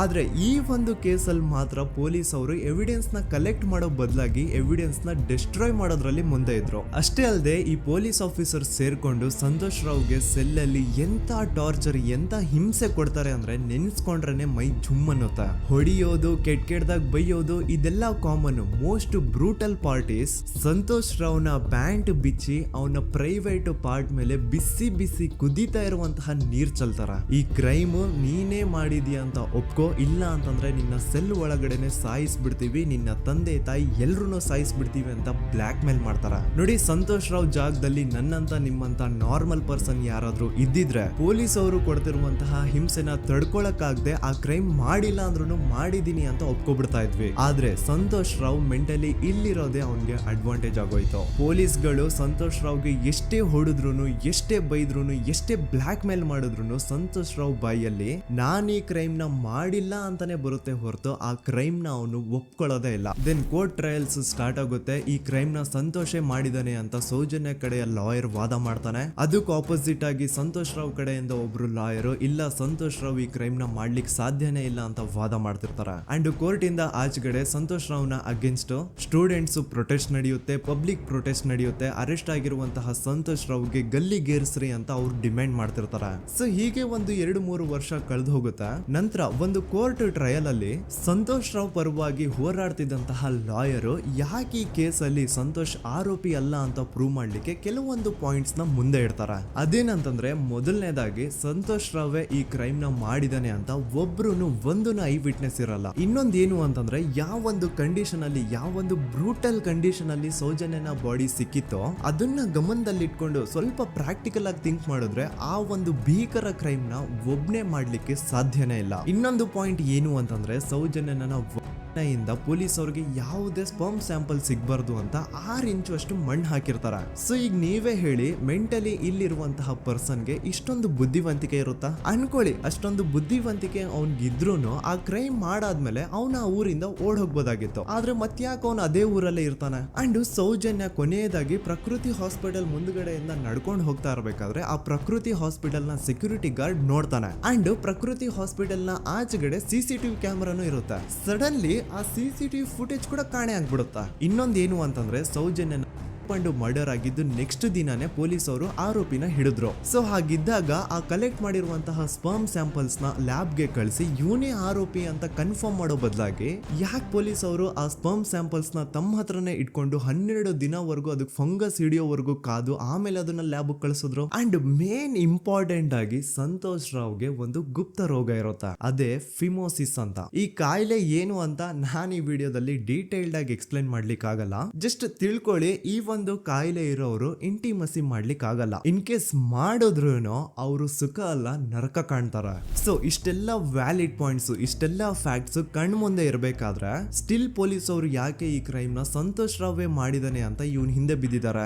ಯಾಕೆ ಅವರು ಈ ಕ್ರೈಮ್ ಇವನ್ ಬಿಟ್ರೆ ಬೇರೆ ಯಾರಾದ್ರೂ ಮಾಡಿರ್ಬೋದಲ್ಲ ಅಂತ ಆ ಆಂಗಲ್ ಅಲ್ಲಿ ಇನ್ವೆಸ್ಟಿಗೇಷನ್ ಮಾಡ್ತಿಲ್ವಲ್ಲ ಅಂತ ಪೊಲೀಸ್ ಅವರ ಇನ್ವೆಸ್ಟಿಗೇಷನ್ ಮೇಲೆ ಈಗ ಕ್ವಶನ್ ಬರುತ್ತೆ. So after hearing all of this ಎಲ್ಲರಿಗೂ ಈಗ ಪೊಲೀಸ್ ಅವರ ಇನ್ವೆಸ್ಟಿಗೇಷನ್ ಇನ್ವೆಸ್ಟಿಗೇಷನ್ ಮೇಲೆ ಡೌಟ್ ಬರುತ್ತೆ. ಅಂಡ್ ಈವನ್ ಸೌಜನ್ಯ ಅವ್ರ ಮನೆಯವರು ಕೂಡ ನಿಜವಾದ ಆರೋಪಿ ಸಂತೋಷ್ ಅಲ್ಲ ಅಂತ ತಮ್ಮ ಅಭಿಪ್ರಾಯನ ವ್ಯಕ್ತಪಡಿಸ್ತಾರೆ. ಆಗ ಅಲ್ಲಿವರೆಗೂ ಸಂತೋಷ್ ರಾವ್ನ ಗಲ್ಲಿಗೇರಿಸಿ ಅಂತ ಏನು student protest and public protest ಎಲ್ಲ ನಡೀತಾ ಇತ್ತು, ಈಗ ಅದೆಲ್ಲ ನಿಂತು ಹೋಗಿ ಎಲ್ಲಾ ಹೇಟ್ರೇಡ್ ಪೊಲೀಸ್ ಅವ್ರ ಕಡೆಗೆ ಹೋಗುತ್ತೆ. ಪೊಲೀಸ್ ಅವರು ಈ ಕೇಸಲ್ಲಿ ಕರಪ್ಟ್ ಆಗಿದ್ದಾರೆ, ಪೊಲೀಸ್ ಅವರೇ ಸತ್ಯ ಮುಚ್ಚಿಡ್ಲಿಕ್ಕೆ ಟ್ರೈ ಮಾಡ್ತಿದ್ದಾರೆ. ಹಾಗಾಗಿ ಈ ಕೇಸ್ನ ಇನ್ಮುಂದೆ ಪೊಲೀಸ್ ಅವರಲ್ಲದೆ ಸಿಬಿಐ ಅವರು ಇನ್ವೆಸ್ಟಿಗೇಷನ್ ಮಾಡಬೇಕು, ಈ ಕೇಸ್ನ ಸಿಬಿಐಗೆ ಒಪ್ಸಿ ಅಂತ ಅಗೇನ್ ಪ್ರೊಟೆಸ್ಟ್ ಗಳು ಸ್ಟಾರ್ಟ್ ಆಗ್ತವೆ. ಸೊ ಧರ್ಮಸ್ಥಳದಲ್ಲಿ ಇಷ್ಟೊಂದು ಹೋರಾಟಗಳಾಗ್ತಿದಾವೆ, ಒಬ್ಳು ಹುಡುಗಿ ಜೊತೆ ಇಷ್ಟೊಂದು ಅನ್ಯಾಯ ಆಗಿದೆ, ಆದ್ರೂ ಸಹ ಧರ್ಮಾಧಿಕಾರಿ ಏನು ಮಾತೇ ಆಡ್ತಿಲ್ವಲ್ಲ ಈ ಹುಡುಗಿ ಬಗ್ಗೆ ಅಂತ ಜನರು ಪ್ರಶ್ನೆ ಮಾಡಿದಾಗ ಆಗ ಧರ್ಮಾಧಿಕಾರಿನೂ ಜನರು ಮುಂದೆ ಬಂದ್ಬಿಟ್ಟು ಈ ಕೇಸ್ನ ಸಿಬಿಐಗೆ ಒಪ್ಸಿ ಅಂತ ಹೋರಾಟ ಮಾಡ್ತಾರ. ನಂತರ ಈ ಒಂದು ಕೇಸು ಪೊಲೀಸ್ ಅವರಿಂದ ಸಿಬಿಐ ಕೈಗೆ ಹೋಗುತ್ತೆ. ಸಿಬಿಐ ಕೈಗೆ ಹೋಗಿದ ತಕ್ಷಣ ಇಲ್ಲೇನು ಸತ್ಯ ಹೊರಗೆ ಬಂದಿಲ್ಲ. ಆ ಸಿಬಿಐ ಅವರು 3-4 ವರ್ಷ ಟೈಮ್ ತಗೊಂಡು ಮತ್ತೆ ಈ ಒಂದು ಕೇಸ್ನ ಇನ್ವೆಸ್ಟಿಗೇಷನ್ ಮಾಡ್ತಾರೆ. ಆದ್ರೆ ಅಲ್ಲೇನು ಇನ್ವೆಸ್ಟಿಗೇಷನ್ ಮಾಡ್ಲಿಕ್ಕೆ ಉಳ್ದೇ ಇರಲ್ಲ. ಆ ಪೊಲೀಸ್ ಅವರು ಅವ್ರ ಕೈಯಲ್ಲಿ ಈ ಕೇಸು ಇದ್ದಷ್ಟು ದಿನ ಎಷ್ಟಾಗುತ್ತೋ ಅಷ್ಟು ಎವಿಡೆನ್ಸ್ ನ ಡಿಸ್ಟ್ರಾಯ್ ಮಾಡ್ಬಿಟ್ಟಿರ್ತಾರ. ಸೊ ಹಾಗಾಗಿ ಅಲ್ಲಿ ಸಿಬಿಐ ಅವ್ರಿಗೆ ಇನ್ವೆಸ್ಟಿಗೇಷನ್ ಮಾಡ್ಲಿಕ್ಕೆ ಏನ್ ಉಳ್ದೇ ಇರಲ್ಲ. ಆದ್ರೂ ಸ್ಟಿಲ್ ಅವರು 3-4 ಇಯರ್ಸ್ ಟೈಮ್ ತಗೊಂಡು ನಂತರ ಫೈನಲಿ ಒಂದು ರಿಪೋರ್ಟ್ ನ ಕೋರ್ಟ್ ಗೆ ಸಬ್ಮಿಟ್ ಮಾಡ್ತಾರೆ. ಅಂಡ್ ಸಿಬಿಐ ಅವರು ಕೋರ್ಟ್ ಗೆ ಸಬ್ಮಿಟ್ ಮಾಡಿರುವಂತಹ ಆ ಒಂದು ರಿಪೋರ್ಟ್ ಅಲ್ಲಿ ಏನಿತ್ತು ಅಂದ್ರೆ ಸಿಬಿಐ ಇನ್ವೆಸ್ಟಿಗೇಷನ್ ಕನ್ಫರ್ಮ್ಸ್ ದಟ್ ಈ ಒಂದು ಕ್ರೈಮ್ ನ ಸಂತೋಷ್ ರಾವ್ ಮಾಡಿದಾನೆ ಅಂತ. ಆದ್ರೆ ಐರಾನಿ ಈಸ್ ಇದೇ ಒಂದು ರಿಪೋರ್ಟ್ ಅಲ್ಲಿ ಇವ್ರು ಏನ್ ಹೇಳ್ತಾರೆ ಅಂದ್ರೆ ಅವ್ರಿಗೆ ಯಾವುದೇ ತರ ಎವಿಡೆನ್ಸ್ ಸಿಕ್ಕಿಲ್ಲ ಅಂತ. ಯಾಕಂದ್ರೆ ಈ ಸೌಜನ್ಯ ಕೇಸು ಪೊಲೀಸ್ ಅವ್ರ ಕೈಯಲ್ಲಿ ಇದ್ದಾಗ ಪೊಲೀಸ್ ಅವರು ತಮ್ಮ ನಿರ್ಲಕ್ಷ್ಯದಿಂದ ಎಲ್ಲಾ ಎವಿಡೆನ್ಸ್ ನ ಕಳ್ಕೊಂಡ್ಬಿಟ್ಟಿರ್ತಾರೆ. ಅಂತದ್ರಲ್ಲಿ ಯಾವ ಒಂದು ಆಧಾರದ ಮೇಲೆ ಇವರು ಸಂತೋಷ್ ರಾವ್ ಈ ಕ್ರೈಮ್ ನ ಮಾಡಿದ್ದಾರೆ ಅಂತ ಕ್ವಶನ್ ಮಾಡಿದಾಗ ಸಿಬಿಐ ಅವ್ರ ಕಡೆಯಿಂದ ನೋ ಆನ್ಸರ್. ನೋಡಿ, ಮೊದ್ಲು ಈ ಒಂದು ಕೇಸ್ ನ ಪೊಲೀಸ್ ಅವರು ಇನ್ವೆಸ್ಟಿಗೇಷನ್ ಮಾಡಿ ನಂತರ ಈ ಒಂದು ಕೇಸು ಸಿಬಿಐ ಅವ್ರ ಕೈಗೆ ಹೋಗಿ ಅವರು 3-4 ವರ್ಷ ಟೈಮ್ ತಗೊಂಡು ಇನ್ವೆಸ್ಟಿಗೇಷನ್ ಮಾಡಿ ದೆನ್ ಫೈನಲ್ ರಿಪೋರ್ಟ್ ನ ಕೋರ್ಟ್ ಗೆ ಸಬ್ಮಿಟ್ ಮಾಡೋಷ್ಟ್ರಲ್ಲಿ ಸುಮಾರು 5-6 ವರ್ಷ ಕಳೆದು ಹೋಗಿರುತ್ತೆ. ಅಂಡ್ ಸ್ಟಿಲ್ ಈ ಒಂದು ಕೇಸಲ್ಲಿ ಏನೂ ಕನ್ಕ್ಲೂಷನ್ ಸಿಕ್ಕಿರಲ್ಲ. ಎವ್ರಿ ಇಯರ್ ಸೌಜನ್ಯನ ಬರ್ತ್ಡೇ ಇದ್ದಾಗ ಅಥವಾ ತಿಥಿ ಇದ್ದಾಗ ಅವಳನ್ನ ನೆನೆಸ್ಕೊಂಡು ಅವಳ ಹೆಸರಲ್ಲಿ public protest and student protest ನಡೀತಾನೆ ಇರ್ತವೆ. ಸೊ ಒಂದು ದಿನ ಈ ಒಂದು ಪ್ರೊಟೆಸ್ಟ್ ಗಳ ನ್ಯೂಸ್ ಗಿರೀಶ್ ಮುಟ್ಟಣ್ಣನವರ ಗಮನಕ್ಕೆ ಬರುತ್ತೆ. ಯಾರೀ ಗಿರೀಶ್ ಮುಟ್ಟಣ್ಣನವರ ಅಂದ್ರೆ ಇವರು very honest X police man. ನೀವು ನಂಬಲ್ಲ, ಇವ್ರು ಪೊಲೀಸ್ ಆಫೀಸರ್ ಇದ್ದಾಗ ಪಬ್ಲಿಕ್ ಅಲ್ಲಿ ಒಬ್ಬ MLA ಹೊಡೆದಿರ್ತಾರ. ಅಷ್ಟೇ ಅಲ್ಲ, ಪೊಲೀಸ್ ಡಿಪಾರ್ಟ್ಮೆಂಟ್ ಅಲ್ಲಿ ಕರಪ್ಷನ್ ಇದೆ, ಕರಪ್ಷನ್ ಇದ್ದಿದ್ ಕಡೆ ನಾನ್ ಇರಲ್ಲ ಅಂತ ಹೇಳ್ಬಿಟ್ಟು ತಮ್ಮ ಪೊಲೀಸ್ ಡ್ಯೂಟಿನ ಬಿಟ್ಬಿಟ್ಟು ಈಗ ಸಮಾಜದಲ್ಲಿ ಏನೇ ಅನ್ಯಾಯ ಆಗಿದ್ರು ಅದ್ರ ಅಗೇನ್ಸ್ಟ್ ವಾಯ್ಸ್ ರೈಸ್ ಮಾಡ್ತಿದಾರ. ಸೊ ಈ ಗಿರೀಶ್ ಮುಟ್ಟಣ್ಣನವರಿಗೆ ಸೌಜನ್ಯ ಕೇಸ್ ಬಗ್ಗೆ ಗೊತ್ತಾದಾಗ ಅವ್ರಿಗೆ ಈ ಕೇಸು ತುಂಬಾನೇ ಕಾಡುತ್ತೆ. ಅಲ್ಲ, ಇಷ್ಟೊಂದು ವರ್ಷಗಳಾಗೋಯ್ತು ಆ ಹುಡುಗಿ ಜೊತೆ ಅನ್ಯಾಯ ಆಗಿ, ಸ್ಟಿಲ್ ಈ ಒಂದು ಕೇಸ್ ನ ಕನ್ಕ್ಲೂಷನ್ ಸಿಕ್ತಿಲ್ವಲ್ಲ, ಏನ್ ನಡೀತಿದೆ ಧರ್ಮಸ್ಥಳದಲ್ಲಿ ಅರ್ಥ ಆಗ್ತಿಲ್ವಲ್ಲ ಅಂತ ಈ ಗಿರೀಶ್ ಅವರು ತಮ್ಮ ಹಳೆ ಪೊಲೀಸ್ ಕಾಂಟ್ಯಾಕ್ಟ್ಸ್ ನ ಯೂಸ್ ಮಾಡ್ಕೊಂಡು ಆ ಸೌಜನ್ಯ ಕೇಸ್ ಫೈಲ್ ನ ಒಂದು ಕಾಪಿನ ತಮ್ಮ ಹತ್ರ ತರಿಸ್ಕೋತಾರ. ಆ ಒಂದು ಕೇಸ್ ಫೈಲ್ ಅಲ್ಲಿ ಸೌಜನ್ಯ ಬಗ್ಗೆ ಅಷ್ಟೇ ಅಲ್ಲದೆ ಸಂತೋಷ್ ರಾವ್ ಬಗ್ಗೆನೂ ಇನ್ಫಾರ್ಮೇಶನ್ ಇರುತ್ತೆ. ಅಂಡ್ ಗಿರೀಶ್ ಅವರು ಸಂತೋಷ್ ಬಗ್ಗೆ ಇರುವಂತಹ ಇನ್ಫಾರ್ಮೇಶನ್ ನೋಡ್ತಾ ಇರ್ಬೇಕಾದ್ರೆ ಅವರು ಒಂದು ವಿಷಯನ ನೋಟಿಸ್ ಮಾಡ್ತಾರ. ಅದೇನಂತಂದ್ರೆ ಪೊಲೀಸ್ ಅವರು ಸಂತೋಷ್ ರಾವ್ನ ಬರೀ ಸೌಜನ್ಯ ಕೇಸಲ್ಲಿ ಒಂದೇ ಫಿಟ್ ಮಾಡಿರಲ್ಲ, ಸೌಜನ್ಯ ಸಾಯೋಕ್ಕಿಂತ 20 ದಿನ ಹಿಂದೆ ಧರ್ಮಸ್ಥಳದಲ್ಲೇ ನಡೆದಿರುವಂತಹ ಒಂದು ಕ್ರೈಮ್ ಅಲ್ಲಿನೂ ಸಹ ಸಂತೋಷ್ ರಾವೇ ಆರೋಪಿ ಅಂತ ಮೆನ್ಷನ್ ಮಾಡಿರ್ತಾರ. ಸೊ ಸೌಜನ್ಯ ಕೇಸ್ ಬಿಟ್ಟು ಆ ಇನ್ನೊಂದು ಕೇಸ್ ಯಾವುದು, ಅದಕ್ಕೂ ಸಂತೋಷ್ಗೂ ಏನ್ ಸಂಬಂಧ, ಅದ್ರಲ್ಲಿ ಯಾಕೆ ಸಂತೋಷ್ನ ಪೊಲೀಸ್ ಅವರು ಫಿಟ್ ಮಾಡಿದ್ರು ಅಂತ ಪ್ರತಿಯೊಂದು ಹೇಳ್ತೀನಿ. ಆದ್ರೆ ನಾನಿಲ್ಲಿ ಯಾರ್ದೂನು ರಿಯಲ್ ನೇಮ್ಸ್ ನ ಬಳಸಲ್ಲ. ಯಾಕಂದ್ರೆ ಮುಂದೆ ಕೇಸಲ್ಲಿ ತುಂಬಾ ದೊಡ್ಡ ಪವರ್ಫುಲ್ ವ್ಯಕ್ತಿಗಳ ಹೆಸರುಗಳು ಬರ್ತವೆ. ಅಂಡ್ ನನ್ ವಿಡಿಯೋ ಯೂಟ್ಯೂಬ್ ಇಂದ ಡಿಲೀಟ್ ಆಗೋದು ನನ್ಗೆ ಇಷ್ಟ ಇಲ್ಲ. ಹಾಗಾಗಿ ನಾನಿಲ್ಲಿ ಯಾರ್ದೂನು ರಿಯಲ್ ನೇಮ್ಸ್ ನ ಬಳಸ್ತಿಲ್ಲ. ಬಟ್ ಯಾರ ಬಗ್ಗೆ ಹೇಳ್ತಿದ್ದೀನಿ ಅಂತ ಒಂದ್ ಸ್ವಲ್ಪ ನೀವೇ ಅರ್ಥ ಮಾಡ್ಕೊಳ್ಳಿ. ನೋಡಿ, ಧರ್ಮಸ್ಥಳದಲ್ಲಿ ಮಾಫಿಯಾ ಕೈಂಡ್ ಆಫ್ ನಡೆಸ್ತಿರುವಂತಹ ಒಂದು ವೆರಿ ಪವರ್ಫುಲ್ ಗೌಡ್ರು ಕುಟುಂಬ ಇದೆ. ಇವ್ರ ಹತ್ರ ಬೇಜನ್ ಆಸ್ತಿ, ಬೇಜನ್ ದುಡ್ಡು, ಬೇಜನ್ ಪವರ್, ಬೇಜನ್ ಇನ್ಫ್ಲೂಯೆನ್ಸ್ ಎಲ್ಲಾನು ಇದೆ. ಆ ಊರಲ್ಲಿ ಈ ಗೌಡ್ರು ಕುಟುಂಬದ್ದು ಎಷ್ಟೊಂದು ಕಂಟ್ರೋಲ್ ಇದೆ ಅಂತಂದ್ರೆ ಅವ್ರನ್ನ ಎದುರು ಹಾಕೊಳ್ಳೋರೆ ಯಾರು ಇಲ್ಲ. ಅಂಡ್ ಈ ಒಂದು ಗೌಡ್ರು ಕುಟುಂಬ ಒಂದು ಪ್ರೈವೇಟ್ ಟ್ರಸ್ಟ್ ಹೆಸರಲ್ಲಿ ಒಂದು ವೆರಿ ಪಾಪ್ಯುಲರ್ ದೇವಸ್ಥಾನನ ಸುಮಾರು ವರ್ಷಗಳಿಂದ ತಲೆ ಮಾರುಗಳಿಂದನೂ ನಡ್ಸ್ಕೊಂಡ್ ಬಂದಿರ್ತಾರ. ಅದೇ ಒಂದು ದೇವಸ್ಥಾನದಲ್ಲಿ 60 ವರ್ಷ ವಯಸ್ಸಾಗಿರುವಂತಹ ನಾರಾಯಣ ಅನ್ನೋ ಒಬ್ಬ ವ್ಯಕ್ತಿ ಮಾವುತನಾಗಿ ಕೆಲಸ ಮಾಡ್ತಿರ್ತಾನೆ. ನಾರಾಯಣ ಅವ್ರ ತಂದೆನೂ ಅದೇ ದೇವಸ್ಥಾನದಲ್ಲಿ ಮಾವುತಾಗಿ ಕೆಲಸ ಮಾಡ್ತಾ ಇದ್ರು, ಅವ್ರ ತಂದೆನೂ ಅದೇ ದೇವಸ್ಥಾನದಲ್ಲಿ ಮಾವುತಾಗಿ ಕೆಲಸ ಮಾಡ್ತಾ ಇದ್ರು. ಸೊ ಹೀಗೆ ತಲೆ ಮಾರುಗಳಿಂದ ಮಾವುತ ಆಗಿನೇ ನಾರಾಯಣನ ಕುಟುಂಬ ಆ ಒಂದು ದೇವಸ್ಥಾನದಲ್ಲಿ ಕೆಲಸ ಮಾಡ್ತಾ ಇರುತ್ತೆ. ಸೊ ಒಮ್ಮೆ ತುಂಬಾ ವರ್ಷಗಳ ಹಿಂದೆ ನಾರಾಯಣ ಅವ್ರ ತಂದೆ ಆ ದೇವಸ್ಥಾನದಲ್ಲಿ ಮಾವುತಾಗಿ ಕೆಲಸ ಮಾಡ್ತಾ ಇರ್ಬೇಕಾದ್ರೆ ಆಗಿನ ದೇವಸ್ಥಾನದ ಧರ್ಮಾಧಿಕಾರಿ ಆ ಮಾವುತನ ಕೆಲ್ಸದ ಮೇಲೆ ಇರುವಂತಹ ನಿಷ್ಠೆ, ಅವನ ನಿಯತ್ತು ಅಂಡ್ ತಲೆಮಾರುಗಳಿಂದ ಅವರು ದೇವಸ್ಥಾನಕ್ಕೆ ಸಲ್ಲಿಸ್ತಿರುವಂತಹ ಸೇವೆನ ಮೆಚ್ಚಿ ಆ ಧರ್ಮಾಧಿಕಾರಿ ಆ ನಾರಾಯಣ ಅವ್ರ ತಂದೆ ಆ ಮಾವುತನಿಗೆ ಒಂದು ಜಮೀನ ಕೊಡ್ತಾರೆ ಆಸ್ ಎ ಗಿಫ್ಟ್ ಆಗಿ. ಸೊ ಈಗ ಫ್ಲಾಶ್ ಬ್ಯಾಕ್ ಇಂದ ಒಂದ್ ಸ್ವಲ್ಪ ಮುಂದೆ ಬರುವ 2010-11ರಲ್ಲಿ ಯಾವೊಂದು ಜಮೀನ ಆಗಿನ ಧರ್ಮಾಧಿಕಾರಿ ನಾರಾಯಣ ಅವ್ರ ತಂದೆಗೆ ಆಸ್ ಎ ಗಿಫ್ಟ್ ಆಗಿ ಕೊಟ್ಟಿದ್ರು, ಈಗ ನಾರಾಯಣ ಅವ್ರ ತಂದೆ ಸತ್ ಹೋಗಿ ಆ ಒಂದು ಜಮೀನು ನಾರಾಯಣ ಹೆಸರಿಗೆ ಆಗಿರುತ್ತೆ. ಅಂಡ್ ಆಗಷ್ಟೇ ಗೊತ್ತಾಗುತ್ತೆ ಆ ಜಮೀನ ವೆರಿ ಆಪೋಸಿಟ್ ಒಂದು ದೊಡ್ಡ ಹೈವೇ ಬರ್ತಿದೆ ಅಂಡ್ ಅದರಿಂದ ಜಮೀನ ರೇಟು 10 ಪಟ್ಟು ಜಾಸ್ತಿ ಆಗುತ್ತೆ ಅಂತ. ಸೊ ಈ ವಿಷಯ ಗೊತ್ತಾಗಿ ನೋಡಿ, ದಾನ ಮಾಡದಂತಹ ಧರ್ಮಾಧಿಕಾರಿ ಅಂತೂ ಸತ್ ಹೋದ್ರು, ಆದ್ರೆ ಅವ್ರ ಮುಂದಿನ ಪೀಳಿಗೆ ಅವ್ರಿಗೆ ಈ ಜಮೀನ್ ಮೇಲೆ ಕಣ್ಬಿದ್ದು ನಾರಾಯಣ ಅವ್ರ ಹತ್ರ ಆ ಜಾಗನ ವಾಪಸ್ ಕೇಳ್ತಾರ. ಆದ್ರೆ ನಾರಾಯಣ ಕೊಡಲ್ಲ. ಇಲ್ಲ, ನಾನ್ ಯಾಕೆ ಕೊಡ್ಲಿ, ನಮ್ ತಂದೆಯಿಂದ ಸಿಕ್ಕಿರುವಂತಹ ಜಮೀನ್ ಇದು, ನಮ್ ತಂದೆಯ ಕೊನೆ ಗುರುತು ಇದು ನನ್ನ ಹತ್ರ ಇರೋದು, ಸೊ ಇದನ್ನ ನಾನು ಯಾವುದೇ ಕಾರಣಕ್ಕೂ ಬಿಟ್ಕೊಡಲ್ಲ ಅಂತ ಆ ಗೌಡ್ರು ಕುಟುಂಬನ ನಾರಾಯಣ ಎದುರು ಹಾಕೋತಾರ. ಆಗ ಗೌಡ್ರು ಕುಟುಂಬದವ್ರಿಗೆ ಕೋಪ ಬಂದು ಅವ್ರೇನ್ ಮಾಡ್ತಾರೆ ಅಂದ್ರೆ, ನಾರಾಯಣ ಮನೆಗೆ ನೀರಿನ ಸಪ್ಲೈ ಇರುತ್ತಲ್ವಾ ಅದನ್ನ ಬಂದ್ ಮಾಡ್ತಾರ, ಎಲೆಕ್ಟ್ರಿಸಿಟಿ ಸಪ್ಲೈನು ಕಟ್ ಆಫ್ ಮಾಡ್ತಾರ, ಊರಲ್ಲಿರುವಂತಹ ಎಲ್ಲಾ ಚರಂಡಿಗಳನ್ನ ಕ್ಲೀನ್ ಮಾಡಿ ಆ ಕಸ ಏನಿರುತ್ತೋ ಅದನ್ನ ತಂದು ನಾರಾಯಣ ಮನೆ ಮುಂದೆ ಹಾಕ್ತಾರ. ಇಷ್ಟೇ ಅಲ್ಲ, ನಾರಾಯಣ ಅವ್ರ ಹೆಂಡತಿ ಮಕ್ಕಳು ಎಲ್ಲಾದ್ರೂ ಆಚೆ ಹೋಗ್ತಾ ಬರ್ತಾ ಇದ್ರೆ ಅವ್ರನ್ನ ಕೆಟ್ಟದಾಗ ಬೈಯೋದು, ಹೊಡ್ಕೊಳ್ಳೋದು, ಬಡ್ಕೊಳ್ಳೋದೆಲ್ಲ ಮಾಡ್ತಿರ್ತಾರ. ಇಷ್ಟೆಲ್ಲ ಆಗ್ತಾ ಇದ್ರು ಸ್ಟಿಲ್ ನಾರಾಯಣ ಮಾತ್ರ ಆ ಜಾಗನ ಬಿಟ್ಕೊಡಲ್ಲ. ಆ ಜಾಗದಗೋಸ್ಕರ ನೀನ್ ಬೇಕಿದ್ರೆ ಇದನ್ನೆಲ್ಲ ಸಹಿಸ್ಕೊಂಡಿರಪ್ಪ, ನಮ್ ಕೈಲಂತೂ ಆಗಲ್ಲ ಅಂತ ನಾರಾಯಣನ ಹೆಂಡತಿ ಮಕ್ಕಳು ಅವನ್ನ ಬಿಟ್ಟು ಬೇರೆ ಊರಿಗೆ ಹೋಗ್ಬಿಡ್ತಾರ. ಈಗ ಮನೆಯಲ್ಲಿ ನಾರಾಯಣ ಅಂಡ್ 45 ವರ್ಷ ವಯಸ್ಸಿರುವಂತಹ ನಾರಾಯಣ ಅವ್ರ ತಂಗಿ ಯಮುನಾ ಅವ್ರು ಮಾತ್ರ ಇಬ್ರೇ ಇರ್ತಾ ಇದ್ರು. ಸೊ ಒಂದೊಳ್ಳೆ ಅವಕಾಶ ನೋಡ್ಕೊಂಡು 21 ಸೆಪ್ಟೆಂಬರ್ 2012 ಮನೆಯಲ್ಲಿ ನಾರಾಯಣ ಹಾಗೂ ಯಮುನಾ ಇರ್ಬೇಕಾದ್ರೆ ಯಾರೋ ಮನೆ ಒಳಗಡೆ ನುಗ್ಗಿ ನಾರಾಯಣನ್ಗೆ ಹೊಡೆದು ಯಮುನಾಗೂ ಸಹ ಹೊಡೆದು ನಂತರ ಅವಳು ಮಾಡಿ ದೆನ್ ನಾರಾಯಣ ಹಾಗೂ ಯಮುನನ ತಲೆನ ಒಂದು ರುಬ್ಬಗುಂಡಿಂದ ಚಚ್ಚಿ ಸಾಯಿಸ್ಬಿಡ್ತಾರ. ಈ ಕೊಲೆ ಆಗಿದ್ದು ಕಳ್ಳತನಗೋಸ್ಕರ ಅಂತ ಪೊಲೀಸ್ ಅವರು ತಮ್ಮ ರಿಪೋರ್ಟ್ ಅಲ್ಲಿ ಬರೀತಾರ. ಆದ್ರೆ ಪಾಯಿಂಟ್ ಏನ್ ಗೊತ್ತಾ, ಆ ಮನೇಲಿ ಒಂದ್ ಸ್ವಲ್ಪನೂ ಹಣ ಆಗ್ಲಿ ಅಥವಾ ಬಂಗಾರ ಆಗ್ಲಿ ಕಳ್ಳತನ ಆಗಿರಲ್ಲ. ಕಳ್ಳತನ ಆಗಿರೋದು ಕೇವಲ ಆ ಮೇನ್ ರೋಡ್ ಅಲ್ಲಿ ಇದ್ದಂತಹ ಪ್ರಾಪರ್ಟಿ ಪೇಪರ್ಸ್. ಎಂತ ಕೋಇನ್ಸಿಡೆನ್ಸ್ ನೋಡಿ, ಯಾವ ಒಂದು ಜಮೀನಿನ ಪತ್ರ ನಾರಾಯಣ ಮನೆಯಿಂದ ಕಳ್ಳತನ ಆಗಿದ್ವೋ ಅದೇ ಒಂದು ಜಮೀನಲ್ಲಿ 10 ವರ್ಷ ಆದ ನಂತರ ಒಂದು ದೊಡ್ಡ ಹೋಟೆಲ್ ಸ್ಥಾಪನೆ ಆಗುತ್ತೆ ಅಂಡ್ ಆ ಹೋಟೆಲ್ ನ ಇನಾಗ್ರೇಷನ್ ಗೆ ಚಿಕ್ಕ ಗೌಡ್ರು ಬರ್ತಾರ. ಸೊ ಈಗೇನು ನಾರಾಯಣ ಹಾಗೂ ಯಮುನನ ಕೊಲೆ ಆಗಿದ್ಯೋ ಇದಾಗಿದ್ದು 20 ದಿನ ಆದ್ಮೇಲೆ ಸೌಜನ್ಯ ಜೊತೆ ಅಂತ ನಿರ್ದಯ ಘಟನೆ ಆಗಿದ್ದು. ಸೊ ಪೊಲೀಸ್ ಅವರು ಸೌಜನ್ಯ ಕೇಸಲ್ಲಿ ಸಂತೋಷ್ ರಾವ್ನ ಫಿಟ್ ಮಾಡೋದಲ್ದೆ ಈ ಒಂದು ನಾರಾಯಣ ಹಾಗೂ ಯಮುನಾ ಕೇಸಲ್ಲೂ ಸಹ ಸಂತೋಷ್ ರಾವ್ನೆ ಫಿಟ್ ಮಾಡಿರ್ತಾರ. ಇಲ್ಲಿ ಡೇಟ್ಸ್ ನ ಸ್ವಲ್ಪ ನೆನ್ಪಿಟ್ಕೊಳ್ಳಿ. ನಾರಾಯಣ ಹಾಗೂ ಯಮುನನ ಕೊಲೆ ಆಗಿದ್ದು 21 ಸೆಪ್ಟೆಂಬರ್ 2012 ಅಂಡ್ ಸಂತೋಷ್ ರಾವ್ ಧರ್ಮಸ್ಥಳ ಬಂದಿದ್ದು 9 ಅಕ್ಟೋಬರ್ 2012, 20 ದಿನ ಆದ್ಮೇಲೆ. ಸೊ ನಾರಾಯಣ ಹಾಗೂ ಯಮುನನ ಕೊಲೆ ಆದಾಗ ಊರಲ್ಲೇ ಇಲ್ದೆ ಎಲ್ಲೋ ಶೃಂಗೇರಿಯಲ್ಲಿ ಯಾವುದೋ ಒಂದು ಹೋಟೆಲ್ ಅಲ್ಲಿ ಕೆಲಸ ಮಾಡ್ತಿದ್ದಂತಹ ಸಂತೋಷ್ ರಾವ್ ಹೇಗೆ ಈ ಒಂದು ಕೇಸಲ್ಲಿ ಆರೋಪಿ ಆಗ್ತಾನೆ? ಸೊ ಇದೇ ಒಂದು ಪಾಯಿಂಟ್ ನ ನೋಟಿಸ್ ಮಾಡಿ ಗಿರೀಶ್ ಮುಟ್ಟಣ್ಣನವರು ಧರ್ಮಸ್ಥಳಕ್ಕೆ ಬಂದು ಸಂತೋಷ್ ನ ಲಾಯರ್ ಜೊತೆ ಡಿಸ್ಕಸ್ ಮಾಡ್ತಾರ. ದೆನ್ ಫೈನಲಿ ಏನು ತಪ್ಪು ಮಾಡದೆ ಸುಳ್ಳು ಆರೋಪಗಳಿಂದ ಕರಪ್ಟ್ ಪೊಲೀಸ್ ಆಫೀಸರ್ಸ್ ನ ಮಿಸ್ಲೀಡಿಂಗ್ ಇನ್ವೆಸ್ಟಿಗೇಷನ್ ಇಂದ ಸಂತೋಷ್ ರಾವ್ ತನ್ನ ಜೀವನದ 8-10 ವರ್ಷನ ಜೈಲಲ್ಲಿ ಕಳೆದು ಫೈನಲಿ ರಿಲೀಸ್ ಆಗ್ತಾನೆ. ಒಂಥರ ಈ ಕೇಸಿಂದ ಸಂತೋಷ್ ರಾವ್ನ ಇಡೀ ಲೈಫೇ ಸ್ಪಾಯ್ಲ್ ಆಗೋಯ್ತು. ಈಗ ಸಂತೋಷ್ ರಾವ್ ರಿಯಲ್ ಆರೋಪಿ ಅಲ್ಲ ಅಂತ ಕೋರ್ಟ್ ಅಲ್ಲಿ ಪ್ರೂವ್ ಆಯ್ತು. ಹಾಗಿದ್ರೆ ರಿಯಲ್ ಆರೋಪಿ ಯಾರು? ಪೊಲೀಸ್ ಅವರು ಯಾಕೆ ಕೇಸಲ್ಲಿ ಇಷ್ಟೊಂದು ಅನ್ಫೇರ್ ಇನ್ವೆಸ್ಟಿಗೇಷನ್ ಮಾಡಿದ್ರು? ಯಾರ ರಿಯಲ್ ಹೆಸರನ್ನ ಮುಚ್ಚಿಡ್ಲಿಕ್ಕೆ ಪೊಲೀಸ್ ಆಫೀಸರ್ಸ್ ಈ ಒಂದು ಕೇಸಲ್ಲಿ ಸಂತೋಷ್ ರಾವ್ನ ಸಿಗ್ಹಾಕ್ಸಿದ್ರು? ಇದೆಲ್ಲ ಥಿಂಕ್ ಮಾಡ್ತಾ ಹೋದ್ರೆ ನೋಡಿ, ಆ ಊರಲ್ಲಿ ಆ ಪೊಲೀಸ್ ಆಫೀಸರ್ಸ್ಗೆ ಲಂಚ ಕೊಡೋಷ್ಟು, ಒಂದು ಪೊಲೀಸ್ ಇನ್ವೆಸ್ಟಿಗೇಷನ್ ನ ಸ್ಟಾಪ್ ಮಾಡೋಷ್ಟು ಅಥವಾ ಇನ್ವೆಸ್ಟಿಗೇಷನ್ ನ ಮಿಸ್ಲೀಡ್ ಮಾಡೋಷ್ಟು ಇನ್ಫ್ಲುಯೆನ್ಸ್ ಆಗ್ಲಿ, ಪವರ್ ಆಗ್ಲಿ ಅಥವಾ ಮನಿ ಆಗ್ಲಿ ಊರಿನ ಗೌಡ್ರು ಹತ್ರ ಮಾತ್ರ ಇದ್ದಿದ್ದು. ಸೊ ಈಗ ಸಂಶಯದ ಮುಳ್ಳು ಗೌಡ್ರು ಕಡೆ ತಿರುಗುತ್ತಾ. ನೋಡಿ, ಪೊಲೀಸ್ ಅವರು ಸುಮ್ನೆ ಸಂತೋಷ್ ರಾವ್ನ ನಾರಾಯಣ ಹಾಗೂ ಯಮುನಾ ಕೇಸಲ್ಲಿ ಫಿಟ್ ಮಾಡಿದ್ರು. ಈಗ ಆ ಒಂದು ಕೊಲೆ ಪ್ರಕರಣಕ್ಕೂ ಸಂತೋಷ್ ರಾವ್ಗೂ ಏನು ಸಂಬಂಧನೇ ಇರ್ಲಿಲ್ಲ. ಹಾಗೆ ಥಿಂಕ್ ಮಾಡಿ, ನಾರಾಯಣ ಸತ್ರೆ ಅಥವಾ ಅವನ ತಂಗಿ ಯಮುನಾ ಸತ್ರೆ ಯಾರಿಗ ಅಡ್ವಾಂಟೇಜ್ ಆಗುತ್ತೆ? ಊರಿನ ಗೌಡ್ರಿಗೆ, ಯಾಕಂದ್ರೆ ಅವ್ರಿಗ ಜಮೀನ್ ಸಿಗುತ್ತಾ. ಸೊ ಈಗ ನಾರಾಯಣ ಹಾಗೂ ಯಮುನಾ ಕೇಸಲ್ಲಿ ಸಂತೋಷ್ ರಾವ್ ಆರೋಪಿ ಅಲ್ಲ ಅಂತ ಪ್ರೂವ್ ಆದ್ಮೇಲೆ ಹಾಗಿದ್ರೆ ಆ ಕೊಲೆ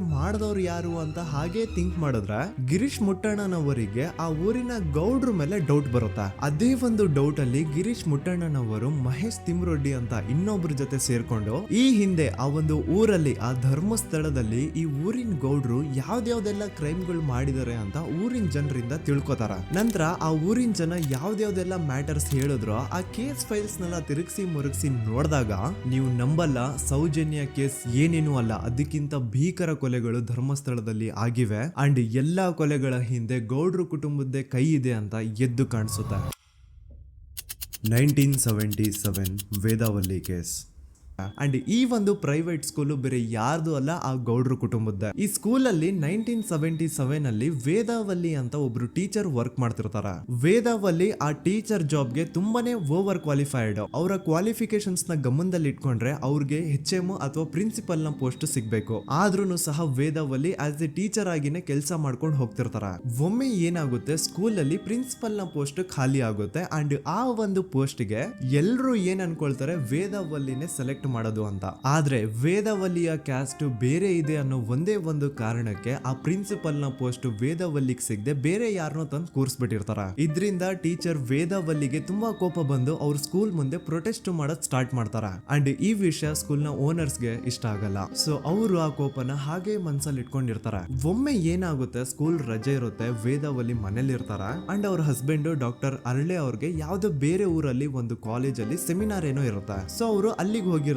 ಈಗ ಮನೇಲಿ ಇರೋದು ವೇದಾವಲ್ಲಿ ಒಂದೇ. ಇದೇ ಒಂದು ಅವಕಾಶನ ನೋಡ್ಕೊಂಡು ಯಾರೋ ವೇದಾವಲ್ಲಿ ಅವ್ರ ಮನೆಗೆ ನುಗ್ಗಿ ವೇದಾವಲ್ಲಿಗೆ ಹೊಡೆದು ನಂತರ ಅವ್ರನ್ನ ಜೀವಂತವಾಗಿ ಸುಟ್ಬಿಡ್ತಾರ. ಸ್ವಲ್ಪ ಹೊತ್ತು ನಂತರ ರಾತ್ರಿ ಆಗ್ತಿದ್ದಂಗೆ ಡಾಕ್ಟರ್ ಅರಳೆ ಅವರು ಮನೆಗೆ ವಾಪಸ್ ಬರ್ತಾರೆ ಅಂಡ್ ಮನೆ ಒಳಗಡೆ ಬಂದ್ ನೋಡಿದ್ರೆ ವೇದಾವಲ್ಲಿ ಅವರು ಸತ್ ಹೋಗಿ ಅವರ ಬಾಡಿ ಸುಟ್ ಹೋಗಿ ನೆಲದ ಮೇಲೆ ಬಿದ್ದಿದೆ. ಹೆಂಡತಿನ ಕಳ್ಕೊಂಡಿರುವಂತಹ ದುಃಖನ ಸೈಡ್ಗೆ ಇಟ್ಟು ಡಾಕ್ಟರ್ ಅರಳೆ ಅವರು ಮೊದ್ಲು ಪೊಲೀಸ್ ಸ್ಟೇಷನ್ ಹೋಗ್ಬಿಟ್ಟು ನಮ್ ಮನೆಗೆ ನಾನು ಇಲ್ದೇ ಇರುವಂತಹ ಸಮಯನ ನೋಡ್ಕೊಂಡು ಯಾರೋ ಮನೆ ಒಳಗಡೆ ನುಗ್ಗಿ ನನ್ನ ಹೆಂಡತಿನ ಹೊಡೆದು ನಂತರ ಅವಳನ್ನ ತುಂಬಾ ಭೀಕರವಾಗಿ ಸಾಯಿಸಿದ್ದಾರೆ ಅಂತ ಪೊಲೀಸ್ ಅವ್ರಿಗೆ ರಿಪೋರ್ಟ್ ಕೊಡಕ್ ಹೋದ್ರೆ ಅಲ್ಲಿ ಪೊಲೀಸ್ ಅವರು ಉಲ್ಟಾ ಡಾಕ್ಟರ್ ಅರಳೆ ಮೇಲೆನೆ FIR ಬರ್ದು ನೀನೇ ನಿನ್ ಹೆಂಡತಿನ ಸಾಯಿಸಿದ್ಯಾ, ನಾಟಕ ಮಾಡಬೇಡ ಅಂತ ಅವ್ರನ್ನೇ ಅರೆಸ್ಟ್ ಮಾಡ್ಬಿಡ್ತಾರ. ನಂತರ 2-3 ವರ್ಷ ಜೈಲಲ್ಲೇ ಇದ್ದು ಡಾಕ್ಟರ್ ಅರಳೆ ಅವರು ತಮ್ಮ ಫ್ರೆಂಡ್ಸ್ ಅಂಡ್ ಫ್ಯಾಮಿಲಿ ಮೂಲಕ ಎವಿಡೆನ್ಸ್ ನೆಲ್ಲ ಕಲೆಕ್ಟ್ ಮಾಡಿಸಿ ತಾನ ಕೊಲೆನ ಮಾಡಿಲ್ಲ, ತಾನ್ ತನ್ನ ಹೆಂಡತಿನ ಸಾಯಿಸಿಲ್ಲ ಅಂತ ಕೋರ್ಟ್ ಅಲ್ಲಿ ಪ್ರೂವ್ ಮಾಡ್ಕೊಂಡು ಜೈಲಿಂದ ರಿಲೀಸ್ ಆಗ್ತಾರ. ಸೊ ಈಗ ಡಾಕ್ಟರ್ ಅರಳೆ ಅವರು ಈ ಒಂದು ಕ್ರೈಮ್ ನ ಮಾಡಿಲ್ಲ ಅಂತಂದ್ರೆ ವೇದಾವಲ್ಲಿನ ಅಷ್ಟು ಭೀಕರವಾಗಿ ಸಾಯಿಸಿದವ್ರು ಯಾರು, ಈ ವಿಷಯ ಇವತ್ತಿನವರೆಗೂ ಗೊತ್ತಾಗಿಲ್ಲ. 1986 ಅಲ್ಲಿ ನಡೆದಂತಹ ಪದ್ಮಲತಾ ಕೇಸ್. ಪದ್ಮಲತಾ ಅವ್ರ ತಂದೆ ಕಮ್ಯುನಿಸ್ಟ್ ಪಾರ್ಟಿನ ಲೀಡರ್ ಇರ್ತಾರೆ. ಅವ್ರ ರಿಯಲ್ ನೇಮ್ ಏನು ಅಂತ ನಮಗ್ ಗೊತ್ತಾಗಿಲ್ಲ, ಬಟ್ ಈ ವಿಡಿಯೋದಲ್ಲಿ ಅವ್ರ ಹೆಸರು ಲಕ್ಷ್ಮಣ್ ಅಂತ ಅನ್ಕೊಳ್ಳಿ. ಸೊ ಕಮ್ಯುನಿಸ್ಟ್ ಪಾರ್ಟಿನ ಲೀಡರ್ ಇರುವಂತಹ ಲಕ್ಷ್ಮಣ್ ಅವ್ರಿಗೆ ಊರಲ್ಲಿ ತುಂಬಾನೇ ಸಪೋರ್ಟ್ ಇರುತ್ತೆ, ಊರಿನ ಜನರ ಫೇವ್ರೇಟ್ ಇರ್ತಾರೆ ಇವರು. ಅಂಡ್ ಅದೇ ವರ್ಷ ಅಂದ್ರೆ 1986 ಅಲ್ಲಿ ಪಂಚಾಯತ್ ಎಲೆಕ್ಷನ್ ಬೇರೆ ಇರುತ್ತೆ ಅಂಡ್ ಎಲ್ರಿಗೂ ಗೊತ್ತಿತ್ತು ಲಕ್ಷ್ಮಣೆ ಗೆಲ್ಲೋದು ಅಂತ. ಆ ಪಂಚಾಯತ್ ಎಲೆಕ್ಷನ್ ಅಲ್ಲಿ ಲಕ್ಷ್ಮಣ್ಣ ಆಪೋಸಿಟ್ ಗೌಡ್ರಿಗೆ ತುಂಬಾ ಬೇಕಾಗಿರೋರು ಒಬ್ರು ನಿಂತಿರ್ತಾರ ಅಂಡ್ ಅವ್ರಿಗೂ ಗೊತ್ತಿತ್ತು ಎಲೆಕ್ಷನ್ ಏನಾದ್ರು ಆದ್ರೆ ಲಕ್ಷ್ಮಣ ಎಲೆಕ್ಷನ್ ಅಲ್ಲಿ ಗೆಲ್ಲೋದು ಅಂತ. ಸೊ ಎಲ್ಲಿ ಸೋತೋಗ್ಬಿಡ್ತೀವೋ ಅನ್ನೋ ಭಯಕ್ಕೆ ಆ ಗೌಡ್ರು ಕಡೆ ಅವ್ರು ಏನ್ ಮಾಡ್ತಾರೆ, ಲಕ್ಷ್ಮಣ್ನ ಅಪ್ರೋಚ್ ಮಾಡಿ ಮುಚ್ಕೊಂಡು ಈ ಪಂಚಾಯತ್ ಎಲೆಕ್ಷನ್ ಅಲ್ಲಿ ನಿನ್ ನಾಮಿನೇಷನ್ ನ ಕ್ಯಾನ್ಸಲ್ ಮಾಡು ಅಂತ ವಾರ್ನಿಂಗ್ ಕೊಡ್ತಾರ. ಆದ್ರೆ ಲಕ್ಷ್ಮಣ್ ಅವರು ಅಂಜದೆ ನೀವ್ ಏನ್ ಮಾಡ್ತಿರೋ ಮಾಡ್ಕೊಳ್ರಿ, ಆದ್ರೆ ನಾನ್ ಮಾತ್ರ ನಾಮಿನೇಷನ್ ನ ಕ್ಯಾನ್ಸಲ್ ಮಾಡಲ್ಲ ಅಂತ ಆ ಗೌಡ್ರು ಕುಟುಂಬನ ಎದುರು ಹಾಕೋತಾರ. ದೆನ್ ಎಂತ ಕೋಇನ್ಸಿಡೆನ್ಸ್ ನೋಡಿ, ನೆಕ್ಸ್ಟ್ ಡೇನೆ ಲಕ್ಷ್ಮಣ್ ಅವ್ರ ಮಗಳು ಪದ್ಮಲತಾ ಕಿಡ್ನಾಪ್ ಆಗ್ತಾಳ. ಸುಮಾರು 56 ದಿನ ಅವಳನ್ನ ಯಾರೋ ಕಿಡ್ನಾಪ್ ಮಾಡ್ತಾರೆ ಅಂಡ್ ಆ 56 ದಿನ ಡೈಲಿ ಅವಳನ್ನ ಶೋಷಣೆ ಕೂಡ ಮಾಡ್ತಾರೆ. ನಂತರ 56 ದಿನ ಆದ್ಮೇಲೆ ಪದ್ಮಲತನ ಬಾಡಿ ನೇತ್ರಾವತಿ ನದಿಲಿ ತೇಲ್ತಾ ಸಿಗುತ್ತಾ. ಆಸ್ ಎಕ್ಸ್ಪೆಕ್ಟೆಡ್ ಈ ಕೇಸಲ್ಲೂ ಪೊಲೀಸ್ ಅವ್ರ ಕಡೆಯಿಂದ ಪ್ರಾಪರ್ ಇನ್ವೆಸ್ಟಿಗೇಷನ್ ಆಗಲ್ಲ ಅಂಡ್ ಯಾರ್ ಪದ್ಮಲತನ ಕಿಡ್ನಾಪ್ ಮಾಡಿದ್ರು, ಯಾರು ಅವಳನ್ನ 15 ದಿನವರೆಗೂ ಶೋಷಣೆ ಮಾಡಿ ನಂತರ ಅವಳನ್ನ ಅಷ್ಟು ಭೀಕರವಾಗಿ ಸಾಯಿಸಿದ್ರು ಅಂತ ಇವತ್ತಿನ ದಿನದವರೆಗೂ ಗೊತ್ತಾಗಿಲ್ಲ. ಮತ್ತೆ ನಮಗೆ ಗೊತ್ತಾದದು 22ಕ್ಕೆ ಸ್ಕೂಲ್ ಡೇ 56 ದಿನ ಕಳೆದು ಹೊಳೆಯಲ್ಲಿ ಹೆಣ ಉಂಡು ಎಂದು ಕೇಳಿ ಪೊಲೀಸಿನರು ಬರುವಾಗ ಬಂದು ಹೇಳುವಾಗ ನಮಗೆ ಗೊತ್ತಾದ. ಅವರು ನನ್ನನ್ನು ಕರ್ಕೊಂಡೋಗಿ ಅಲ್ಲಿ ಹೋಗಿವೆ. ಇನ್ನೊಂದು ಲಾಸ್ಟ್ ಕೇಸ್ ಇದೆ, ಇದು ಅರ್ಲಿ 2000 ಅಲ್ಲಿ ನಡೆದಿರೋದು. ಇವ್ರದ್ದು ಅಷ್ಟಾಗಿ ಡೀಟೇಲ್ಸ್ ನಾನು ಹೇಳಲ್ಲ, ಜಸ್ಟ್ ಮೇಲ್ ಹೇಳ್ತೀನಿ. 2000 ಇಸ್ವಿಯಲ್ಲಿ ಧರ್ಮಸ್ಥಳದಲ್ಲಿ 2 ಫಿನಾನ್ಸ್ ಬ್ಯಾಂಕ್ ಇರ್ತಾವೆ. ಒಂದು ಅಗೇನ್ ರಿಯಲ್ ನೇಮ್ ತಗೊಳ್ಳೋದು ಬೇಡ, ಲೈಕ್ ಜಸ್ಟ್ ಸಹಕಾರ ಗ್ರಾಮೀಣ ಬ್ಯಾಂಕ್ ಅನ್ಕೊಳ್ಳಿ. ಅಂಡ್ ಇನ್ನೊಂದು ಬಂದ್ಬಿಟ್ಟು ಫೈನಾನ್ಸ್ ಪ್ರೈವೇಟ್ ಲಿಮಿಟೆಡ್ ಬಂದು ಗೌಡ್ರು ಕುಟುಂಬ ಅವ್ರಿಗೆ ಸೇರಿದ್ದು. ಆ ಕಡೆ ಇವ್ರ ಆಪೋಸಿಟ್ ಏನದು ಗ್ರಾಮೀಣ ಬ್ಯಾಂಕ್ ಇತ್ತು, ಅದರಲ್ಲಿ ಒಬ್ಬ ಮ್ಯಾನೇಜರು ಬಡವ್ರಿಗೆ ಸಹಾಯ ಆಗ್ಲಿ ರೈತರಿಗೆ ಸಹಾಯ ಆಗ್ಲಿ ಅಂತ ತುಂಬಾ ಕಡಿಮೆ ಬಡ್ಡಿಗೆ ಲೋನ್ ಕೊಡ್ತಿರ್ತಾನೆ. ಇದರಿಂದಾಗಿ ಧರ್ಮಸ್ಥಳದಲ್ಲಿ ಆಲ್ಮೋಸ್ಟ್ ಎಲ್ಲಾ ಕಸ್ಟಮರ್ಸ್ ಆ ಗ್ರಾಮೀಣ ಬ್ಯಾಂಕ್ ಕಡೆಗೆ ಹೋಗ್ತಿರ್ತಾರೆ, ಪ್ರೈವೇಟ್ ಲಿಮಿಟೆಡ್ ಕಡೆಗೆ ಯಾರು ಬರ್ತಿರಲ್ಲ. ಇದ್ರಿಂದ ಗೌಡ್ರಿಗೆ ಲಾಸ್ ಆಗ್ತಿರುತ್ತಾ. ಸೊ ಅವ್ರೇನ್ ಮಾಡ್ತಾರೆ, ಆ ಗ್ರಾಮೀಣ ಬ್ಯಾಂಕ್ ನ ಮ್ಯಾನೇಜರ್ ಏನಿದ್ನೋ ಅವನ್ಗೆ ಒಂದು ಸ್ವೀಟ್ ವಾರ್ನಿಂಗ್ ಕೊಡ್ತಾರ, ಮುಚ್ಕೊಂಡು ಇನ್ಮೇಲೆಯಿಂದ ನಿನ್ ಲೋನ್ಸ್ ಕೊಡೋದನ್ನ ನಿಲ್ಸ್ಬಿಡು. ಇನ್ ಕೇಸ್ ಲೋನ್ ಕೊಟ್ರು ನಾವ್ ಯಾವ ಇಂಟ್ರೆಸ್ಟ್ ರೇಟ್ ಗೆ ಲೋನ್ ನ ಕೊಡ್ತಾ ಇದೀವೋ ಅದೇ ರೇಟ್ ಗೆ ನೀನು ಕೊಡುವ ಅಂತ ಫೋರ್ಸ್ ಮಾಡ್ತಾರ. ಆದ್ರೆ ಆ ಗ್ರಾಮೀಣ ಬ್ಯಾಂಕ್ ನ ಮ್ಯಾನೇಜರ್ ಇದ್ಯಾವುದನ್ನು ಕಿವಿಗೆ ಹಾಕೊಳ್ಳಾರ್ದೆ ಅವ್ನ್ ಕೆಲಸ ಅವ್ನ್ ಮಾಡ್ಕೊಂಡು ಹೋಗ್ತಾನ. ದೆನ್ ಸಡನ್ಲಿ ಒಂದು ದಿನ ಬ್ಯಾಂಕ್ ಮ್ಯಾನೇಜರ್ ನ ಹೆಂಡತಿನ ಮನೆ ಒಳಗಡೆನೆ ನುಗ್ಗಿ ಯಾರು ಮಾಡಿ ತುಂಬಾ ಭೀಕರವಾಗಿ ಸಾಯಿಸ್ಬಿಡ್ತಾರ. ಇದರ ರಿಗಾರ್ಡಿಂಗ್ ಆ ಬ್ಯಾಂಕ್ ಮ್ಯಾನೇಜರ್ ಪೊಲೀಸ್ ಸ್ಟೇಷನ್ ಅಲ್ಲಿ ಕಂಪ್ಲೇಂಟ್ ಕೊಡಕ್ ಹೋದ್ರೆ ಪೊಲೀಸ್ ಅವರು ಉಲ್ಟಾ ಆ ಬ್ಯಾಂಕ್ ಮ್ಯಾನೇಜರ್ ಹೆಸರಲ್ಲೇ FIR ಬರ್ದು ನೀನೇ ನಿನ್ ಹೆಂಡತಿನ ಸಾಯಿಸಿದ್ಯಾ ಅಂತ ಅವನ್ನೇ ಅರೆಸ್ಟ್ ಮಾಡ್ಬಿಡ್ತಾರ. ನಂತರ ಒಂದ್ 2-3 ವರ್ಷ ಆ ಬ್ಯಾಂಕ್ ಮ್ಯಾನೇಜರ್ ಜೈಲಲ್ಲಿ ಇರ್ತಾನೆ. ಅದಾದ್ಮೇಲೆ ಅವನ ಕ್ರೈಮ್ ನ ಮಾಡಿಲ್ಲ ಅಂತ ಕೋರ್ಟ್ ಅಲ್ಲಿ ಪ್ರೂವ್ ಆಗುತ್ತೆ. ಆದ್ರೆ ರಿಯಲ್ ಕ್ರೈಮ್ ಮಾಡಿದವರು ಯಾರು ಅಂತ still it's A question mark. And ಇನ್ನೊಂದು ನಾರಾಯಣ ಅಂಡ್ ಯಮುನಾ ಕೇಸ್ ಬಗ್ಗೆ ಅಂತೂ ನಾನು ಆಗ್ಲೇ ನಿಮ್ಗೆ ಎಕ್ಸ್ಪ್ಲೈನ್ ಮಾಡಿದೆ. ಸೊ ಎಂತ ಕೋಇನ್ಸಿಡೆಂಟ್ಸ್ ಗಳು ನೋಡಿ, ಯಾರೆಲ್ಲ ಆ ಧರ್ಮಸ್ಥಳದಲ್ಲಿ ಗೌಡ್ರು ಕುಟುಂಬನ ಎದುರಾಕೊಂಡಿದಾರೋ ಅವ್ರ ಜೀವನದಲ್ಲಿ ಏನೋ ಒಂದು ತುಂಬಾ ದೊಡ್ಡ ದುರಂತ ನಡೆದು ಹೋಗುತ್ತಾ. ಅಂಡ್ ಸರ್ಪ್ರೈಸಿಂಗ್ಲಿ ಅವ್ರ ಕೇಸಲ್ಲಿ ಪೊಲೀಸ್ ಅವ್ರ ಕಡೆಯಿಂದ ಪ್ರಾಪರ್ ಇನ್ವೆಸ್ಟಿಗೇಷನ್ ಆಗಲ್ಲ. ಅಂಡ್ ಯಾರ ಆ ಕ್ರೈಮ್ ನ ಮಾಡಿದ್ರು ಅಂತ ಯಾವತ್ತೂ ಹೊರಗೆ ಬರೋದೇ ಇಲ್ಲ. ಸೊ ಈ ಗೌಡ್ರು ಕುಟುಂಬದವರು ಧರ್ಮಸ್ಥಳದಲ್ಲಿ ಬೇಜನ್ ಕರ್ಮಕಾಂಡಗಳನ್ನ ಮಾಡಿದ್ದಾರೆ. ಅಂಡ್ ಅವ್ರ ಪವರ್ ಅಂಡ್ ಅವ್ರಿಗಿರುವಂತಹ ಇನ್ಫ್ಲೂಯೆನ್ಸ್ ಇಂದ ಆ ಎಲ್ಲಾ ಕೇಸ್ ನ ಮುಚ್ಚಾಕಿದ್ದಾರೆ ಅಂತ ಮಹೇಶ್ ಹಾಗೂ ಗಿರೀಶ್ ಮುಟ್ಟಣ್ಣನವರ ಹೇಳಿಕೆ ಆಗಿದೆ. ಸೊ ಗೌಡ್ರು ಫ್ಯಾಮಿಲಿನ ಟ್ರ್ಯಾಕ್ ರೆಕಾರ್ಡ್ ನೋಡಿದ್ರೆ ಧರ್ಮಸ್ಥಳದಲ್ಲಿ ಒಂದು ಹುಡುಗಿನ ರೇಪ್ ಅಂಡ್ ಮರ್ಡರ್ ಮಾಡಿ ದೆನ್ ಪೊಲೀಸ್ ಅವ್ರಿಗೆ ಲಂಚ ಕೊಟ್ಟು ಇನ್ವೆಸ್ಟಿಗೇಷನ್ ನ ಮಿಸ್ಲೀಡ್ ಮಾಡೋಷ್ಟು ಪವರ್ ಇನ್ಫ್ಲೂಯೆನ್ಸ್ ಈ ಗೌಡ್ರು ಕುಟುಂಬಕ್ಕೆ ಮಾತ್ರ ಇರೋದು. ಈಗ ಸಂತೋಷ್ ರಾವ್ ಅಂತೂ ಸೌಜನ್ಯ ಕೇಸಲ್ಲಿ ಆರೋಪಿ ಅಲ್ಲ ಅಂತ ಪ್ರೂವ್ ಆಯ್ತು. ಹಾಗಿದ್ರೆ ರಿಯಲ್ ಆರೋಪಿ ಯಾರು? ನೆನಪು ಮಾಡ್ಕೊಳ್ಳಿ, 11 ಅಕ್ಟೋಬರ್ 2012 ಸಂಜೆ 5 ಗಂಟೆ ಹಾಗೆ ಬಾಹುಬಲಿ ಬೆಟ್ಟದಲ್ಲಿ ಸಂತೋಷ್ ರಾವ್ ತನ್ನ ಪಾಡಿಗೆ ತಾನು ಸೀನರೀಸ್ ನ ಎಂಜಾಯ್ ಮಾಡ್ಕೊಂಡು ಸುಮ್ನೆ ಕೂತಿರ್ಬೇಕಾದ್ರೆ ಅವನ ಹತ್ರ 5 ಜನ ಕಿಡಿಗೇಡಿಗಳು ಬಂದು ಜಗಳ ತೆಗಿತಾರ. ಆ 5 ಜನ ಕಿಡಿಗೇಡಿಗಳು ಯಾರು ಅಂತ ನಾನು ಇಲ್ಲಿವರೆಗೂ ನಿಮ್ಗೆ ಹೇಳಿಲ್ಲ. ಸೊ ಅವರು ಬೇರೆ ಯಾರು ಅಲ್ಲ, ಚಿಕ್ಕ ಗೌಡ್ರು ಮಗ ನಿಶಾಂತ್ ಜೈನ್ ನ ವೆರಿ ಕ್ಲೋಸ್ ಫ್ರೆಂಡ್ಸ್. ಅವ್ರು ದಣಿ ಮಾಡಿರುವಂತಹ ಕ್ರೈಮ್ ಅಲ್ಲಿ ಬೇರೆ ಯಾರನ್ನಾದ್ರೂ ಸಿಗಿಸ್ಬೇಕಲ್ಲ ಅಂತ ಇವ್ರು ಬಕ್ರ ಹುಡುಕ್ತಾ ಇರ್ಬೇಕಾದ್ರೆ ಆಗ ಇವ್ರಿಗೆ ಸಿಗೋದೆ ಸಂತೋಷ್ ರಾವ್. ಅಗೇನ್ ಇನ್ನೊಂದು ಎಂತ ಕೋಇನ್ಸಿಡೆನ್ಸ್ ನೋಡಿ, ಸಂತೋಷ್ ರಾವ್ ಸೌಜನ್ಯ ಕೇಸಲ್ಲಿ ಅರೆಸ್ಟ್ ಆದ ನಂತರ ಚಿಕ್ಕ ಗೌಡ್ರು ಮಗ ನಿಶಾಂತ್ ಜೈನ್ ದೇಶನೇ ಬಿಟ್ಟು ಹೋಗ್ಬಿಡ್ತಾನೆ. ಈ ಕೇಸಲ್ಲಿ ಚಿಕ್ಕ ಗೌಡ್ರು ಮಗ ಇನ್ವಾಲ್ವ್ಮೆಂಟ್ ಇದೆ ಅಂತ ಯಾರಿಗೂ ಡೌಟೇ ಬರ್ತಾ ಇರ್ಲಿಲ್ಲ. ಡೌಟ್ ಯಾವಾಗ ಬಂತು ಅಂದ್ರೆ ಆ 5 ಜನ ಕಿಡಿಗೇಡಿಗಳು ಯಾರು ಸಂತೋಷ್ನ ಈ ಒಂದು ಕೇಸಲ್ಲಿ ಸಿಗಾಕ್ಸಿದ್ರು ಆ 5 ಜನರಲ್ಲಿ ಒಬ್ಬ ರವಿ ಪೂಜಾರಿ ಅಂತಾನು ಇರ್ತಾನೆ. ಅವನ್ಗೆ ತಾನು ತಪ್ಪು ಮಾಡಿದೀನಿ ಅಂತ ಗಿಲ್ಟ್ ಕಾಡುತ್ತೋ ಅಥವಾ ಬೇರೆ ಏನೋ ಗೊತ್ತಿಲ್ಲ, ಆದ್ರೆ ಅವನೇ ಸ್ವತಃ ಪೊಲೀಸ್ ಅವ್ರ ಹತ್ರ ಹೋಗ್ಬಿಟ್ಟು ಸೌಜನ್ಯ ಕೇಸಲ್ಲಿ ನಿಜವಾದ ಆರೋಪಿ ಸಂತೋಷ್ ಅಲ್ಲ ಕಂಡ್ರು, ಅವನ್ನ ಸುಮ್ನೆ ಸಿಗಾಕ್ಸಿರೋದಷ್ಟೇ, ನಿಜವಾದ ಆರೋಪಿಗಳು ಚಿಕ್ಕ ಗೌಡ್ರು ಮಗ ನಿಶಾಂತ್ ಜೈನ್ ಅಂಡ್ ಅವನ್ ಫ್ರೆಂಡ್ಸ್ ಸೂರಜ್, ಕಿರಣ್ ಅಂಡ್ ಕಣ್ಮಣಿ ಅಂತ. ಈ ಎಲ್ಲಾ ವಿಷಯನ ರವಿ ಪೂಜಾರಿ ಪೊಲೀಸ್ ಅವ್ರಿಗೆ ತಿಳಿಸ್ತಾನೆ. ಅಗೇನ್ ಎಂತ ಒಂದು ಕೋಇನ್ಸಿಡೆನ್ಸ್ ನೋಡಿ, ಈ ವಿಷಯಗಳನ್ನ ಊರಿನ ಜನರು ಮುಂದೆ ಹೇಳಿದಂತಹ ರವಿ ಪೂಜಾರಿ ಆಕಸ್ಮಿಕವಾಗಿ ಸತ್ ಹೋಗ್ಬಿಡ್ತಾನೆ. ಇವನು ಹೇಳಿದ್ದು ನಿಜ ಅಂತ ಜನರಿಗೆ ಯಾವಾಗ ಕನ್ಫರ್ಮ್ ಆಗುತ್ತೆ ಅಂದ್ರೆ ಸೌಜನ್ಯಗೆ ತುಂಬಾ ಹತ್ರವಾದವ್ರು ಒಬ್ರು ಯಶೋಧ ಅನ್ನೋರು ಕೋರ್ಟ್ ಅಲ್ಲಿ ಬಂದ್ಬಿಟ್ಟು ಸೌಜನ್ಯ ಕೊಲೆ ಆಗಿದ್ದ ದಿನ ಆ ಒಂದು ಸ್ಪಾಟ್ ಅಲ್ಲಿ ನಾನು ಈ 3 ಜನರನ್ನ ನೋಡಿದ್ದೆ ಅಂತ ಸಾಕ್ಷಿ ಹೇಳ್ತಾರೆ. ಈಗ ಎಲ್ಲಾ ಡಾಟ್ಸ್ ನ ಕನೆಕ್ಟ್ ಮಾಡ್ತಾ ಹೋದ್ರೆ ಸೌಜನ್ಯ ಕೇಸ್ ಒಂದೇ ಅಲ್ಲ, ನಾರಾಯಣ ಹಾಗೂ ಯಮುನಾ ಕೇಸಲ್ಲೂ, ವೇದವಲ್ಲಿ ಕೇಸಲ್ಲೂ, ಆ ಬ್ಯಾಂಕ್ ಮ್ಯಾನೇಜರ್ ನ ಕೇಸಲ್ಲೂ ಹಾಗೂ ಪದ್ಮಲತಾ ಕೇಸಲ್ಲೂ ಸೀದಾ ಡೈರೆಕ್ಟ್ ಡೌಟ್ ಬರೋದೆ ಊರಿನ ಗೌಡ್ರ ಮೇಲೆ. I really want to appreciate Kudla rampage YouTube channel, third eye YouTube channel, Girish ಮುಟ್ಟಣ್ಣನವರು ಸರ್ ಹಾಗೂ ಮಹೇಶ್ ಅವರು ಅಂಡ್ ಆಲ್ ಅದರ್ಸ್. ಇವರ ಕಾನ್ಸ್ಟೆಂಟ್ ಎಫರ್ಟ್ಸ್ ಇಂದಾನೆ ಸತ್ಯ ಏನಂತ 1 by 1 ಹೊರಗೆ ಬರ್ತಿದೆ and they are trying their level best to catch real criminals. At present Soujanya case ಬಗ್ಗೆ ಅಪ್ಡೇಟ್ ಏನು ಅಂತಂದ್ರೆ ಹೈಕೋರ್ಟ್ ವರೆಗೂ ಈ ಒಂದು ಕೇಸ್ ಹೋಗಿದೆ ಅಂಡ್ ಈ ಕೇಸಲ್ಲಿ ಈಗ ಇನ್ನೊಮ್ಮೆ ಮತ್ತೆ ಫ್ರೆಶ್ ಆಗಿ ರೀಇನ್ವೆಸ್ಟಿಗೇಷನ್ ಸ್ಟಾರ್ಟ್ ಆಗಬೇಕು ಅಂತ ಹೋರಾಟ ನಡೀತಿದೆ.